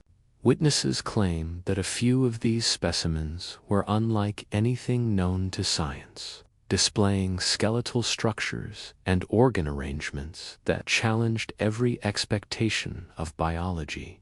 One account described a body with an unusually large cranium, housing a brain that seemed proportionally far larger than that of any human. The eyes, dark and almond-shaped, appeared sensitive to even the faintest light, as though adapted to perpetual night. Limbs were thin but remarkably strong, with joints that moved fluidly in ways unfamiliar to conventional anatomy. These reports are often linked to the events following Roswell in 1947, according to some insiders. Bodies recovered from that incident were carefully transported under military guard, eventually finding their way to hidden labs at Groom Lake. Their scientists allegedly conducted detailed autopsies, measuring, scanning, and documenting every aspect of their physiology. Believers argue that such studies were crucial for understanding how these beings might have operated their extraordinary craft. Could their unique musculature and neurological wiring be connected to advanced technology? Could their biology provide clues about propulsion systems or energy manipulation? Every fragment of tissue was a potential key to unlocking these mysteries. Skeptics, however, maintain that these stories are largely the product of rumor, misinterpretation, or deliberate embellishment. They point out that the chain of custody for such materials is unverifiable, and that many accounts rely on anonymous sources or second-hand testimony. Yet, the persistence and similarity of details across decades of reports keeps the speculation alive beyond mere physical observation. Some witnesses claimed that experiments were conducted to study biological responses. Machines monitored vital signs, neural activity, and reactions to stimuli in ways that suggested a meticulous attempt to understand not just anatomy, but cognitive function. It is said that these procedures were silent, controlled, and performed with the utmost care, emphasizing study rather than harm. Outside the labs, the desert held its quiet vigil. Ranchers, hikers, and observers often sensed the tension even without knowing its source. The hum of distant equipment, the occasional flash of lights from the hangars, and the ever-present shadow of the camo dudes all contributed to an atmosphere that was both eerie and hypnotic. It was as if the very air held a secret it refused to divulge, and so the question lingered. If these beings truly existed, what had their presence revealed about the universe? Could humans, limited by their senses and experience, ever hope to comprehend such life? Or would the answers remain forever confined within the silent walls and underground corridors of Area 51? Within the walls of the hidden labs, secrecy was absolute. Every procedure, every observation, every measurement of the alleged bodies was closely guarded. Even personnel working in the facility were often allowed to see only a fragment of the full operation, and the careful preservation of what many believed to be the most sensitive discoveries in human history. Witnesses outside the base often reported unusual activity corresponding to these secretive operations. Lights in the hangars would flare briefly, then vanish. Vehicles would move silently along concealed roads. Sometimes, distant flashes in the sky suggested tests or experiments that remained entirely hidden from public view. These sightings, though sporadic, reinforced the idea that the mysteries inside the hangars were very real even if the details could not be confirmed. The stories of biological evidence often conflict, each account adding a layer of complexity. Some describe small, delicate beings, only a few feet tall, with translucent skin and unusually large eyes. Others speak of larger, more robust forms, capable of strength and movement far beyond human norms. The inconsistency has fueled skepticism, but also deepened fascination. After all, if the evidence were simple or mundane, it would hardly inspire decades of speculation. Inside, laboratories reportedly employed advanced monitoring equipment, cameras, sensors, and scanning devices observed the bodies in every conceivable way, capturing data at microscopic and energetic levels. Scientists allegedly sought to understand how such beings could survive in different environments, how their nervous systems functioned, and how they might interface with technology that seemed impossible by conventional standards. The tension between secrecy and curiosity was palpable. Researchers were acutely aware that their work was both extraordinary and precarious. Any misstep, any disclosure, could ripple beyond the desert, altering public perception or revealing capabilities meant to remain hidden. Yet despite these constraints, the drive to understand persisted, guided by a careful balance of caution and wonder. Outside, the desert remained patient and indifferent. Its stillness contrasted sharply with the hidden activity beneath the hangars. Every distant flash of light, every faint hum, every shadow moving across the desert floor became part of the ongoing narrative, a silent reminder that the desert and the secrets it sheltered were alive in their own quiet way. And so, the story of biological evidence at Area 51 is not merely one of mystery, but of human fascination and the tension between what is known and what can only be imagined. As the night stretches on and the desert holds its quiet, the mind naturally drifts toward the layers of security and secrecy that protect these extraordinary findings.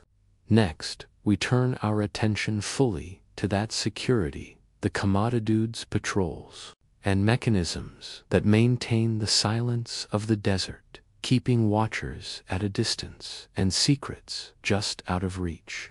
As the nights passed over the desert, the hidden labs continued their meticulous work. Every specimen, every fragment of tissue, every anomaly was examined with precision and care. For those inside, the pursuit of understanding was relentless, a delicate dance between curiosity and caution. Each discovery brought new questions, each anomaly a reminder of how little was truly known. The stories of bodies with unusual anatomy, of delicate but resilient forms, of eyes that seemed to observe beyond human perception, persisted in whispers among insiders and enthusiasts alike. For believers, these whispers were a testament to the extraordinary nature of the work, that human beings were reaching toward knowledge that stretched the boundaries of biology and understanding. Skeptics reminded themselves that the evidence was fragmentary, unverified, and often filtered through layers of rumor and interpretation. Yet even they could not dismiss the persistent reports of lights, shadows, and activity corresponding to the work inside. Whether inside or outside, sensed the tension between revelation and concealment. The laboratories operated in isolation. Cameras recorded every moment, and every movement was monitored. Yet, outside, the hum of the desert, the distant flicker of lights, and the ever-present commodities reminded watchers that the desert itself was part of the story, a guardian of the unknown, enforcing boundaries between the visible and the hidden.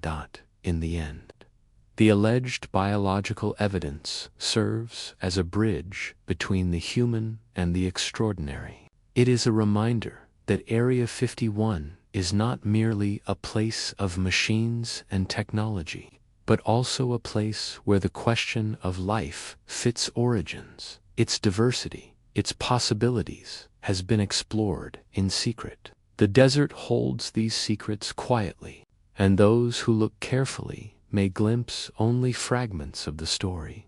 And as we step away from the laboratories and the whispered tales of alien anatomy, our attention naturally turns to the mechanisms that maintain such secrecy. The commodudes, patrols, fences, and protocols form a delicate network of security and silence, preserving the hidden world while the desert above continues its quiet vigil. Imagine standing at the edge of the desert, the night air cool and still, the vast expanse of sand stretching endlessly in every direction. Somewhere beyond the horizon, massive hangars rise in shadow, guarding secrets too profound for ordinary eyes. And around these hangars, a network of vigilant watchers maintains a presence that is both unseen and inescapable. They are often called the commodudes patrols, dressed in muted uniforms, moving silently across the desert, their eyes always scanning, always alert. Some drive vehicles designed for rapid pursuit, while others move quietly on foot, blending almost seamlessly with the terrain. Their job is simple in description, but monumental in scope: protect the base, enforce secrecy, and ensure that the extraordinary remains hidden for those outside the fences. These patrols are a mysterious and sometimes intimidating presence. Spotting a commodude often brings a mixture of fear and fascination. They appear suddenly, sometimes illuminated by headlights or night vision goggles, only to vanish into the desert shadows before any approach can be made. The desert becomes a stage of subtle tension, where the observer must weigh curiosity against caution. The security measures extend far beyond these patrols. Cameras, motion sensors, and restricted zones create layers of vigilance that stretch across the property. Signs warning of deadly force are not merely symbolic. They are part of a strategy designed to deter intrusion and maintain absolute control over the base's perimeter. Even for experienced hikers or ranchers, the terrain and protocols make unauthorized access virtually impossible. Despite these precautions, glimpses of activity occasionally escape notice. Night watchers report distant vehicles moving with precise coordination, lights flickering behind hangar doors, and sounds carried faintly on the desert wind. A low hum, a soft thrum, a mechanical whisper that hints at activity beyond comprehension. Each instance reinforces the notion that the base is alive, operating under a strict but unseen rhythm. Skeptics argue that these measures are simply the result of national security protocols, protecting highly classified technology. Believers, however, see the commodudes as guardians of secrets that stretch beyond human understanding. The tension between perception and reality creates an atmosphere of quiet unease, a subtle acknowledgement that the desert itself is both a protector and a stage for the unknown. And so, the desert night is alive with silence, movement, and vigilance. Every flicker of light, every shadow, every distant hum is part of a carefully orchestrated system designed to preserve the extraordinary from view. Yet, despite the layers of security, the curiosity of watchers and the whispers of rumor continue, hinting at the mysteries that lie just beyond the fence. The desert surrounding Area 51 is vast and unyielding. But within its expanse, the security forces operate with almost ritual precision. Patrols move along predetermined paths, often in shifts that cover every inch of accessible terrain. Some traverse the desert in all-terrain vehicles, their headlights cutting through the darkness. while others follow less conspicuous routes, blending with the sand and brush as though part of the landscape itself. Observers outside the base have described these movements with a mix of awe and trepidation. Camedudes appear unexpectedly, their presence silent but commanding, as if the desert itself had taken human form to enforce secrecy. The rhythm of their patrols is methodical, almost hypnotic, a steady reminder that boundaries are absolute and that what lies beyond the fences is not meant for prying eyes. Security is not just physical, it is psychological. The combination of isolation, darkness, vast open spaces leave observers exposed, while hills and ridges provide fleeting vantage points. Every rustle of wind, every flicker of light, every distant vehicle adds to the tension, a silent dialogue between curiosity and caution. Inside the base, surveillance operates on multiple layers. Cameras, sensors, and motion detectors monitor the perimeter, while communications ensure that patrols can respond instantly to any anomaly. Even the hangars themselves are shielded from view, with lights carefully controlled to prevent revealing the interior. The effect is a seamless web of observation, both seen and unseen, maintaining the desert's quiet dominance. Skeptics insist that such measures are simply practical, designed to protect classified projects and prevent trespassing. Believers, however, interpret the meticulous vigilance differently. Every patrol, every vehicle, every hidden camera is evidence of something extraordinary, a reminder that the base's secrets extend beyond human technology and into the unknown. The commodiodes in this view, night watchers describe lights moving in unusual patterns, mechanical hums carried faintly on the wind, and glimpses of shadows that suggest activity just beyond the fences. Each encounter is fleeting, often inconclusive, but the accumulation of these experiences strengthens the mystery, hinting at operations that no outsider can fully perceive. And so, the desert becomes more than a landscape, it becomes an active participant, shaping perception, guiding behavior, and maintaining silence. The interplay between human vigilance and natural isolation creates a space where secrets can exist undisturbed, where the extraordinary remains just out of reach, and where curiosity is tempered by the quiet weight of the unknown. Even in the deepest quiet of the Nevada desert, the presence of the camodudes is unmistakable. Observers recount fleeting encounters, vehicles appearing silently over ridges, figures moving with uncanny precision, lights flashing briefly and vanishing without trace. These moments are brief, almost ethereal, yet they leave a lasting impression, a reminder that the desert and its guardians are ever watchful for the watchers.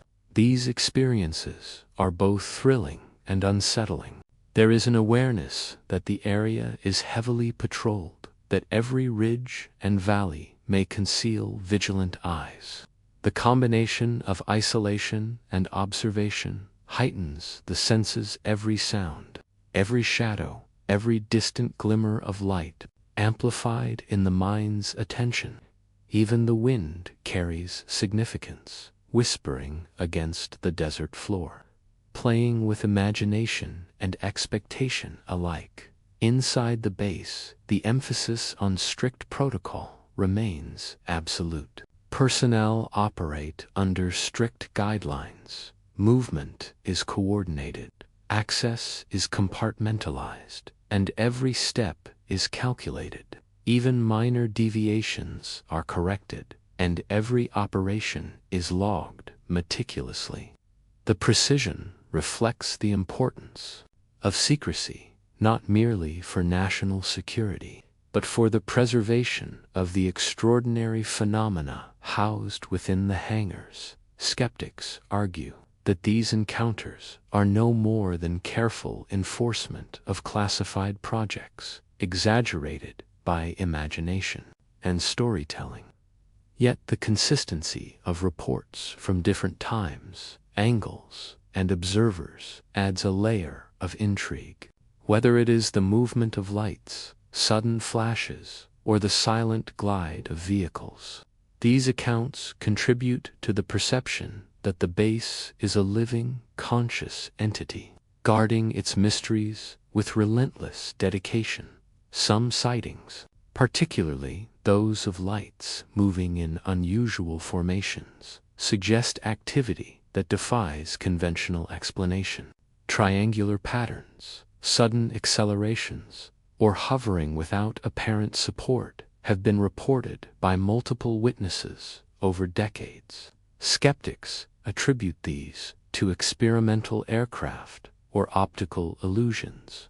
Believers see them as the unmistakable footprint of technologies not of this world, operated or maintained by unseen hands. The desert itself plays a crucial role. Its vast openness, uneven terrain, and isolation amplify both security and mystery. Patrols are effective because the environment leaves few blind spots, yet it also feeds the imagination of those who observe. Every ridge conceals a potential observer, every hill a potential secret.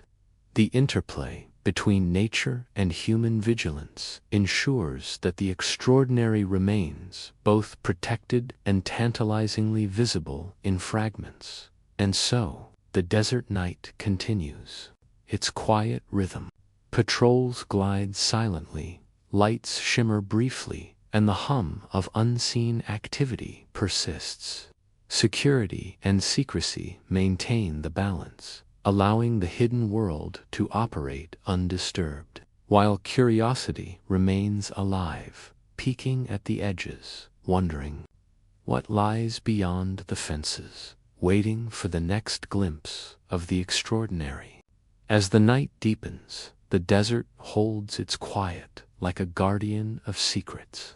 The Commodores patrol in silence, their movements precise and deliberate. Vehicles traverse hidden paths, sensors scan for intrusion, and lights inside the hangars remain carefully controlled, revealing nothing to the curious eyes outside.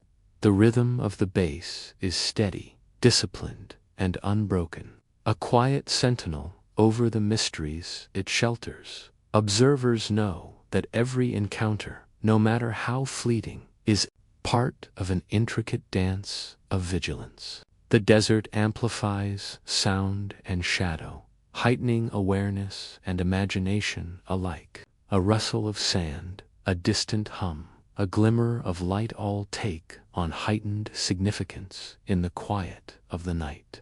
The security forces become almost ethereal, figures moving seamlessly with the desert as both shield and sentinel.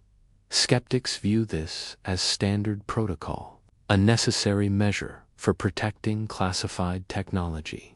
Believers, however, see the layers of vigilance as evidence that something extraordinary is being protected. Each patrol, each sensor, each motion-detecting camera contributes to an invisible web that preserves secrets beyond conventional understanding. Yet, despite the absolute control within the fences, the cultural shadow of Area 51 continues to grow beyond its walls. Stories of lights in the sky, mysterious vehicles, and elusive camo dudes seep into popular imagination. Legends spread through news, books, movies, and online communities, painting Area 51 not just as a military installation, but as a symbol of the unknown. The desert maintains its calm, indifferent to speculation, yet it holds the tension of both human curiosity and secretive guardianship. The quiet, the hum, the faint flickers of light, they all hint the balance between secrecy and fascination ensures that Area 51 remains an enigma, captivating generations who look to the desert and wonder. And as the patrols glide silently and the desert stretches into the night, the influence of Area 51 begins to extend beyond the base itself. The stories, the legends, and the mysteries inspire films, books, and events that touch culture at large. It is here, in the whispers of society, that we transition gently into the next chapter, exploring the cultural shadow that Area 51 casts. Far beyond the desert, imagine standing on a quiet ridge overlooking the Nevada desert at dusk. The horizon stretches endlessly, painted in soft shades of orange and purple. The vast silence, broken only by the whisper of wind across the sand. Somewhere below, the hangars of Area 51 stand in shadow, guarding secrets that have captivated generations. Beyond the fences, however, another kind of phenomenon has grown the cultural shadow of the base itself. Stories of mysterious lights, alien craft, and extraordinary technology have long captured the public imagination. Writers, filmmakers, and artists have drawn inspiration from whispered rumors and reported sightings, creating movies and TV shows that echo the tension and wonder of the desert. Films like Independence Day, Close Encounters of the Third Kind, and countless science fiction tales owe part of their narrative DNA to the mystique of Area 51. Believers see these cultural representations as reflections of something real, a world just beyond comprehension. Skeptics argue that the base's influence is entirely symbolic, a fertile ground for storytelling fueled by secrecy and speculation. Yet the fact remains that Area 51 has become more than a location. It has become an idea, a symbol of the unknown, a canvas on which imagination paints freely. The rise of the internet and online communities has amplified this shadow. Forums, blogs, and social media groups dissect sightings, share witness testimonies, and debate theories in detail. Enthusiasts exchange stories of glowing lights, triangular craft, and fleeting shadows, weaving a tapestry of collective fascination that continues to grow. Even the smallest rumor can ripple outward, inspiring artwork, videos, and discussion that spread far beyond the desert itself. Events such as the Storm Area 51 phenomenon demonstrate the unique power of this cultural influence. Tens of thousands of people rallied, driven by curiosity, humor, and a desire to glimpse the hidden world. Though the event remained mostly symbolic, it highlighted the global intrigue surrounding a place few have seen firsthand. The base's reputation transcends borders, and its myths are now a shared part of popular culture, bridging the gap between rumor, imagination, and reality. And so, while the desert holds its quiet and the camo dudes patrol silently, the stories and legends extend far beyond the fence line. The cultural shadow grows, touching movies, TV, literature, and public consciousness alike. Yet, even as this fascination spreads, the bigger, quieter question remains: what truths lie hidden behind the secrecy, shaping not only stories but the very way we wonder about the universe? The influence of Area 51 on pop culture is profound. From early science fiction to contemporary films, The base has served as both inspiration and backdrop for stories about extraterrestrial life and government secrecy. Movies like Close Encounters of the Third Kind portrayed secretive military facilities with glowing lights and mysterious corridors, clearly echoing the desert's legend. Later, films like Independence Day and Paul directly referenced Area 51, weaving the concept of hidden alien technology into the storylines. Television shows also drew heavily from these narratives. Episodes of The X-Files, Ancient Aliens, and other UFO-centered series often referenced Area 51 as the epicenter of unexplained phenomena. Writers used the base as a storytelling device, blending factual military secrecy with imaginative speculation. The result was a cultural lens through which millions viewed the desert and its hangars, a way to explore mystery without stepping foot on the Nevada soil. Even beyond movies and TV, literature and online media reinforced the base's legendary status.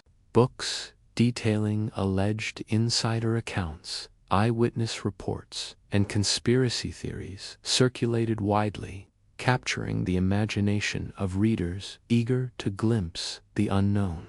Blogs, forums, and social media groups magnified these stories, allowing enthusiasts to debate, theorize, and share sightings in unprecedented detail. Each post, each article, each story contributed to the ever-expanding mythology. The Storm Area 51 event, which captured international attention, illustrates the cultural fascination in a unique way. Originally intended as a humorous call to action, it drew tens of thousands of participants, intrigued by the idea of accessing the base's secrets.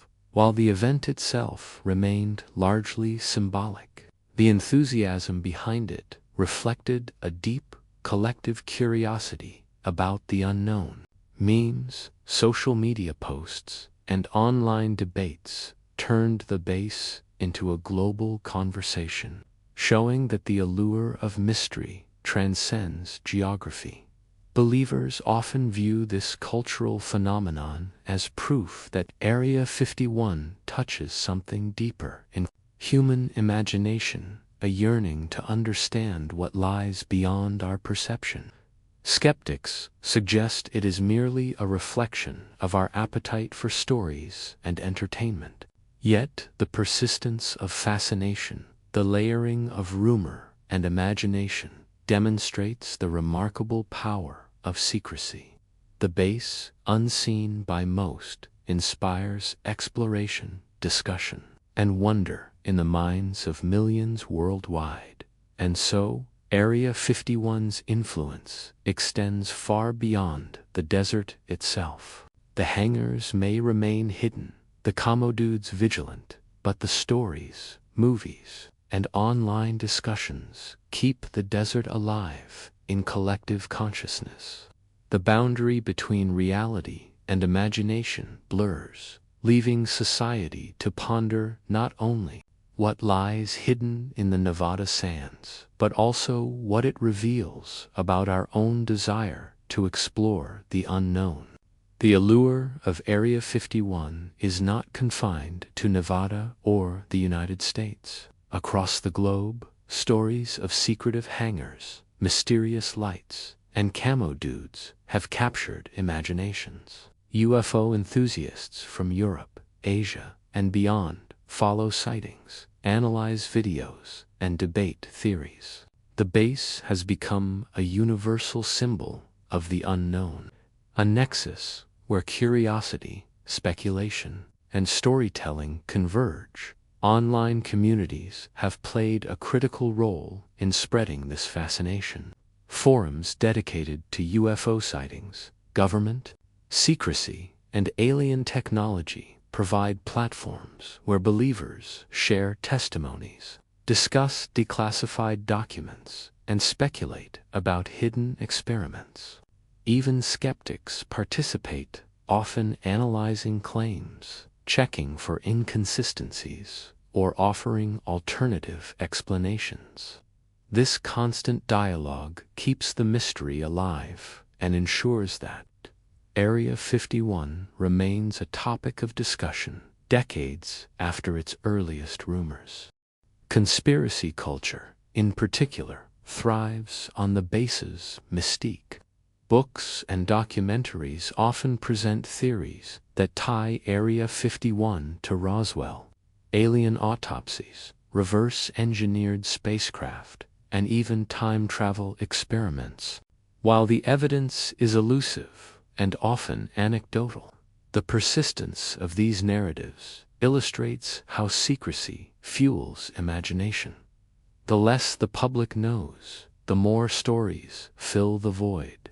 In this way, secrecy itself becomes a catalyst for cultural legend. Movies, TV, and online media feed back into this fascination, creating a cycle where real-world secrecy inspires fiction, and fiction, in turn, shapes expectations and interpretations of reality. Witnesses report seeing lights and shapes in the sky, sometimes attributing them to advanced human aircraft, other times imagining extraterrestrial craft. Whether imagined or observed, these accounts sustain the cultural shadow, linking the desert's silence to global curiosity. Even casual interest in the base has had tangible effects. Festivals, themed events, and tourism capitalize on Area 51's enigmatic reputation. People travel to nearby towns to glimpse the desert's horizon, take photos of distant lights, and immerse themselves in the lore. The combination of isolation, secrecy, and speculation creates an atmosphere where culture, imagination, and reality intertwine. And so, the influence of Area 51 extends far beyond its fences, hangars, and patrols. It shapes the way we think about the unknown, challenges our understanding of reality, and inspires a collective fascination that spans generations and continents. Yet even as culture thrives on speculation, the true question remains hidden, lingering quietly in the desert, waiting for those rare moments when the extraordinary becomes visible. As the desert stretches into the distance, bathed in the soft glow of twilight, the cultural impact of Area 51 becomes clear. It is no longer merely a military installation hidden behind fences and camo dudes. It has become a symbol, a story, a legend that lives in books, films, social media, and the collective imagination of people across the world. The lights, the shadows, the unexplained sightings have inspired generations to wonder. Children who grew up watching movies about secret hangars and alien craft carry the fascination into adulthood. Writers, filmmakers, and enthusiasts continue to explore the mysteries, creating new layers of lore and speculation. Each story, each retelling, adds to the cultural shadow, blending history, rumor, and imagination into a narrative that is larger than the base itself. Even as skeptics question the validity of accounts, the influence remains undeniable. Area 51 has shaped how people think about secrecy, the unknown, and the possibility of life beyond Earth. It has encouraged curiosity, debate, and creativity. The legend has grown so powerful that, for many, the base is less about its fences or hangars and more about the questions. It inspires questions about human curiosity, the limits of knowledge, and our place in the universe. Events like Storm, Area 51 Inches highlighted the playful, communal engagement with the legend. Tens of thousands of people worldwide expressed curiosity, wonder, and humor, engaging with the myth while acknowledging its mystery. Even in jest, the fascination persisted, proving that Area 51's cultural reach is as enduring as it is expansive. And so, the desert, the hangars, and the commodores continue their silent vigil, while the stories spread across culture. Area 51 exists in multiple dimensions as a guarded military site, a focal point of conspiracy, and a symbol of human imagination. Its legend bridges reality and myth, secrecy and speculation, the desert night, and the minds of those who wonder what lies beyond. And as we step gently away from the stories that shape our culture, we arrive at the final question, the one that has lingered quietly through each chapter. Beyond the hangars, the lights, and the legends, what truly awaits?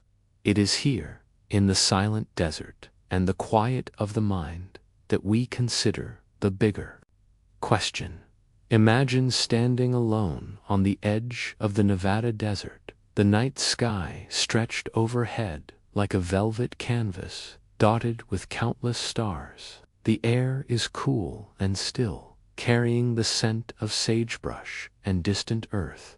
Below, hidden behind fences and hangars, Area 51 rests quietly, holding secrets that have fascinated humanity for decades. Through the whispers of rumor, the stories of lights in the sky, and the tales of commodores and hidden hangars, one question emerges: are we truly alone?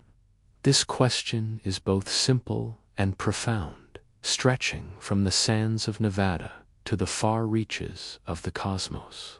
Every sighting, every story, every rumor about the base invites reflection on life beyond Earth, on the limits of human understanding, and on the mysteries that remain just out of reach.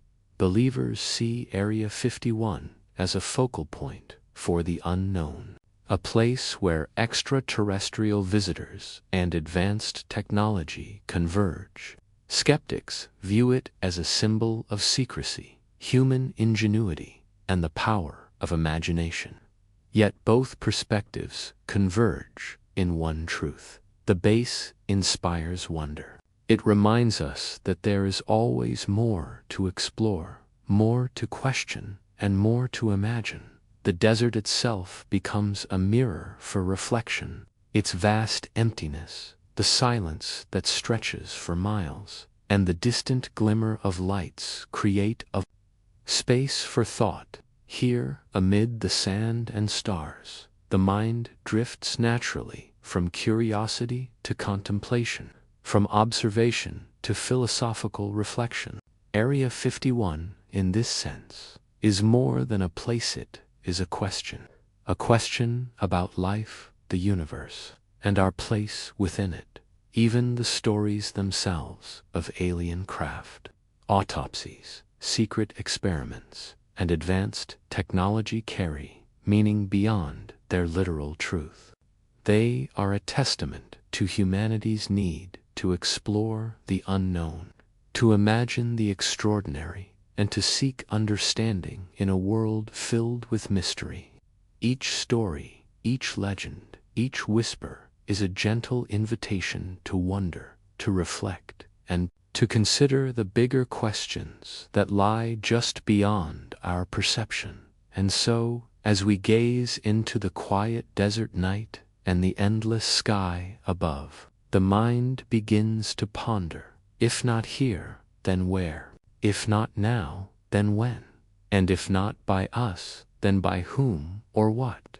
These questions linger softly, like the desert wind, inviting calm contemplation rather than immediate answers. The desert's quiet stretches endlessly, and in that stillness, the mind turns inward. Area 51 is more than hangars, fences, or camo dudes.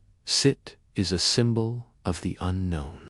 Its isolation mirrors the vastness of human curiosity, the longing to discover what lies beyond the limits of experience. Every whispered story, every flicker of light in the night sky, every unverified sighting becomes a spark for reflection.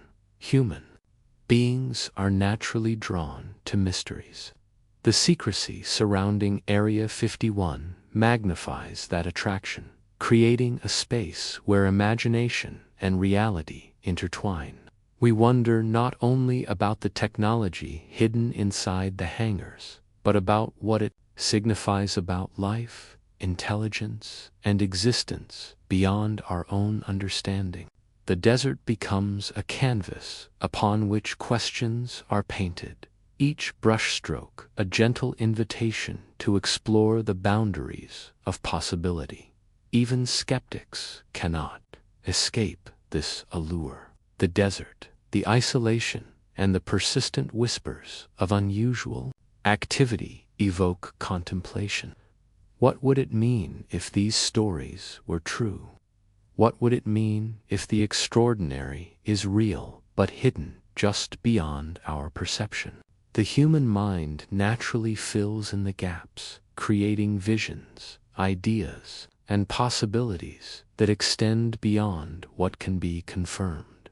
This fascination is not simply about aliens or secret technology. It is about the deeper human desire to connect with the unknown, to understand our place in a universe that is vast, indifferent, and full of mystery. Area 51 becomes a focal point for these reflections, a lens through which we examine not only what might exist elsewhere, but also how we perceive, imagine, and dream about the cosmos. In this stillness, one can feel a subtle sense of awe. The desert night stretches like a silent guardian, the stars above twinkling like distant eyes observing from across the universe. It reminds us that curiosity is timeless, that wonder is universal, and that the unknown, while perhaps unreachable, is an essential part of the human experience. And so, as we stand on the edge of the desert and look to the skies, our thoughts drift gently toward possibility, imagination, and reflection. The bigger question continues to whisper through the sand and stars, softening into contemplation rather than urgency, leaving space for calm, gentle wonder. The desert stretches endlessly, and beneath its quiet expanse, the secrets of Area 51 remain untouched. Yet perhaps the greatest secret is not the hangars, the lights, or the commodudes, but the way these mysteries reflect us, the human desire to seek, to question, and to imagine. In the stillness, one begins to see the desert as a mirror, reflecting our own curiosity and longing for understanding. The bigger question extends beyond the boundaries of Nevada. It asks, what lies beyond the familiar, the known, and the ordinary? The stories of alien bodies, autopsies, hidden technology, and secret experiments invite us to consider the possibility of life beyond our planet. But they also invite a deeper reflection. What does it mean to explore, to imagine, to wonder? Area 51 becomes a symbol of the unknown, a placeholder for all that we do not yet understand. Believers see it as evidence, a hidden truth waiting to be discovered.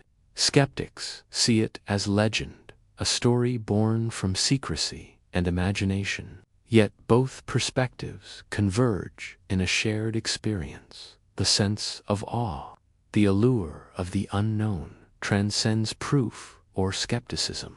It evokes a quiet contemplation that stretches across minds and generations, encouraging us to pause, to observe, and to dream. Isolation plays a key role in this reflection. The desert itself is vast, silent, and impartial. It amplifies thought, fostering patience and calm. Here, in the quiet of the night, one can imagine possibilities without urgency, ponder existence without distraction, and feel a connection to something larger than oneself. Area 51, nestled within this desert, becomes less about tangible secrets and more about the invitation to wonder. Even the human imagination is part of the story. Every whispered tale, every rumor, every cinematic portrayal contributes to the cultural and philosophical significance of the base. Area 51 reminds us that the unknown is not merely external, it is internal. It exists in our minds, our curiosity, and our desire to reach beyond what is immediately visible. And so, as the desert night stretches further and the stars shine quietly above, the mind begins to drift naturally toward calm reflection. The mysteries of Area 51 remain unsolved. Yet they gently guide the imagination, inviting a soft contemplation of the universe, life, and our place within it. The desert night deepens, vast and silent, stretching to the horizon and beyond. A gentle breeze carries the cool scent of sagebrush, whispering softly across the sand. The hangars of Area 51 rest in shadow, hidden behind fences, guarded by camo dudes, and enveloped in secrecy. And yet, the true mystery is not only what is hidden, it is the feeling it evokes, the quiet wonder it inspires in all who imagine what lies beyond. Perhaps the bigger question is not about technology, alien life, or secret experiments at all. Perhaps it is about us human beings, curious and dreaming, gazing into the unknown and longing for understanding. Area 51 becomes a symbol of this yearning, a place where secrecy and imagination intersect, where the mind is invited to wander without urgency, and where wonder flows gently like the desert wind. The stars above twinkle softly, distant and steady, reminding us of the vastness of the cosmos. Each one is a point of possibility, a hint that life and mystery extend far beyond what we can see. And as we breathe in the still night air, we can feel the gentle pull of curiosity, the quiet stirrings of imagination, and the calm reassurance that some mysteries are meant to remain unhurried, unfolding slowly in their own time. In this moment, the desert, the sky, and the quiet of Area 51 merge into a singular experience, one of reflection, awe, and serenity. We do not need answers tonight. We only need to feel the wonder, to allow the stories, the whispers, and the unknown to wash over us like a soft tide. The secrets of the desert, hidden hangars, and distant lights become a lullaby for the imagination, gentle and mesmerizing, carrying the mind into calmness. And as sleep approaches, let the mysteries rest in their quiet place. Let the camo dudes glide silently, the lights flicker faintly behind the fences, and the desert stretch into infinity. The unknown remains, not as a source of fear, but as a gentle companion to the imagination, a reminder that some questions are meant to linger softly, inviting dreams, reflection, and the slow, serene journey of sleep. Good night, and let the desert whispers carry you into calm, gentle slumber, where the secrets of the night are your companions, and the stars above guide your dreams.